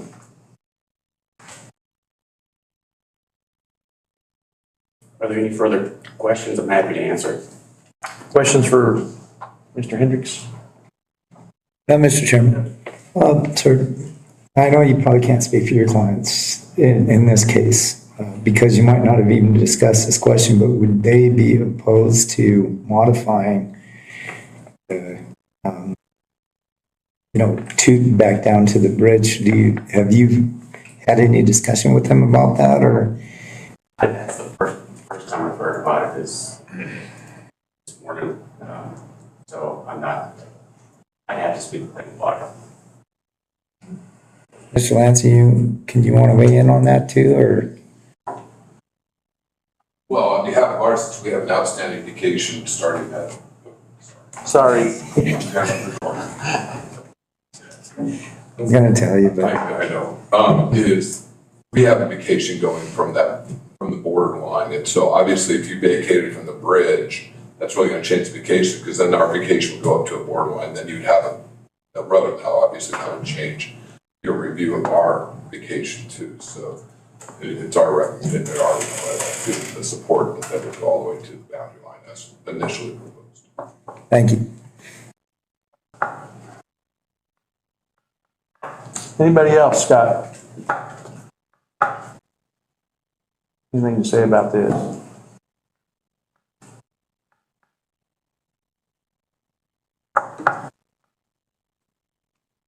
Mr. Chairman, Yes. so that we can at least have a discussion, I move to approve and authorize the chairman to sign 25-08-024 vacation of a portion of County Road, also known as Rapid Creek Road in Section 6, Township 54 North, Range 85 West. I'll second that. I have a motion and a second. Is there a possibility that there's any more discussion? Well, Mr. Chairman, I guess the road is, it's a county right of way. It said it's on private property, but it is a county right of way. So, you know, the fact that it is going across private property, it still is a county right of way. But I don't think that we intend to use it. We certainly don't want to maintain it. So, I guess that, it probably makes sense if we're not going to use it or we're not going to maintain it and it is kind of a road to nowhere but a private ranch, that I'm still a little torn, but it probably makes sense to vacate it. Anybody else? Mr. Chairman, just for public knowledge, I did speak to Mr. Ranke at the inception of this project. You know, I do understand. I mean, I love county roads. It's one of my favorite things to do is, as a photographer, get out there and just go county roads. But this to me makes sense. It's bringing it to the boundary line. This road is not going anywhere. We're not maintaining it. I think I'll be in favor of this one. Anyone else? I would just say that I agree with all those points. Anyway, we have a motion and a second. All those in favor signify by saying aye. Aye. Aye, opposed. Motion passes. Item 20 on the agenda is the one we've been looking for all day. Consider partial release of sewer and water line easement at Beaver County Deputy County Attorney, and also maybe Ken Muller, County Engineer. Thank you, Mr. Chairman. Clint Beaver. Dave Randall, surveyor, approached me recently with the thought that an easement that's in favor of the county that goes through the Mountain Shadows subdivision might be released because the purpose for the easement, the sewer and water line that runs to the county shop, is in place now. We know where it is, and it's not on Lot 18, who brought forth the concern. The owner of Lot 18 would like to build on that lot. The easement burdens that and unnecessarily at this point. County Engineer Muller has verified that we are not using the easement on Lot 18 and do not have an intention or need to use it in the future. And so the law favors land not being unnecessarily burdened. So certainly I'm recommending the partial release that would free up Lot 18. And Mr. Reynolds here, if you chat with him at all. Questions for Clint? Mr. Chairman, I move to approve and authorize the chairman to sign the partial release of sewer and water line easement on Lot 18, Block 2 of Mountain Shadows subdivision. Second. Motion and a second. Any discussion? Mr. Chairman, this just makes sense. Yeah. I would agree with that. Any other discussion? All those in favor signify by saying aye. Aye. Aye, opposed. Motion passes, and we are going to be adjourned at 12:03. Just as the long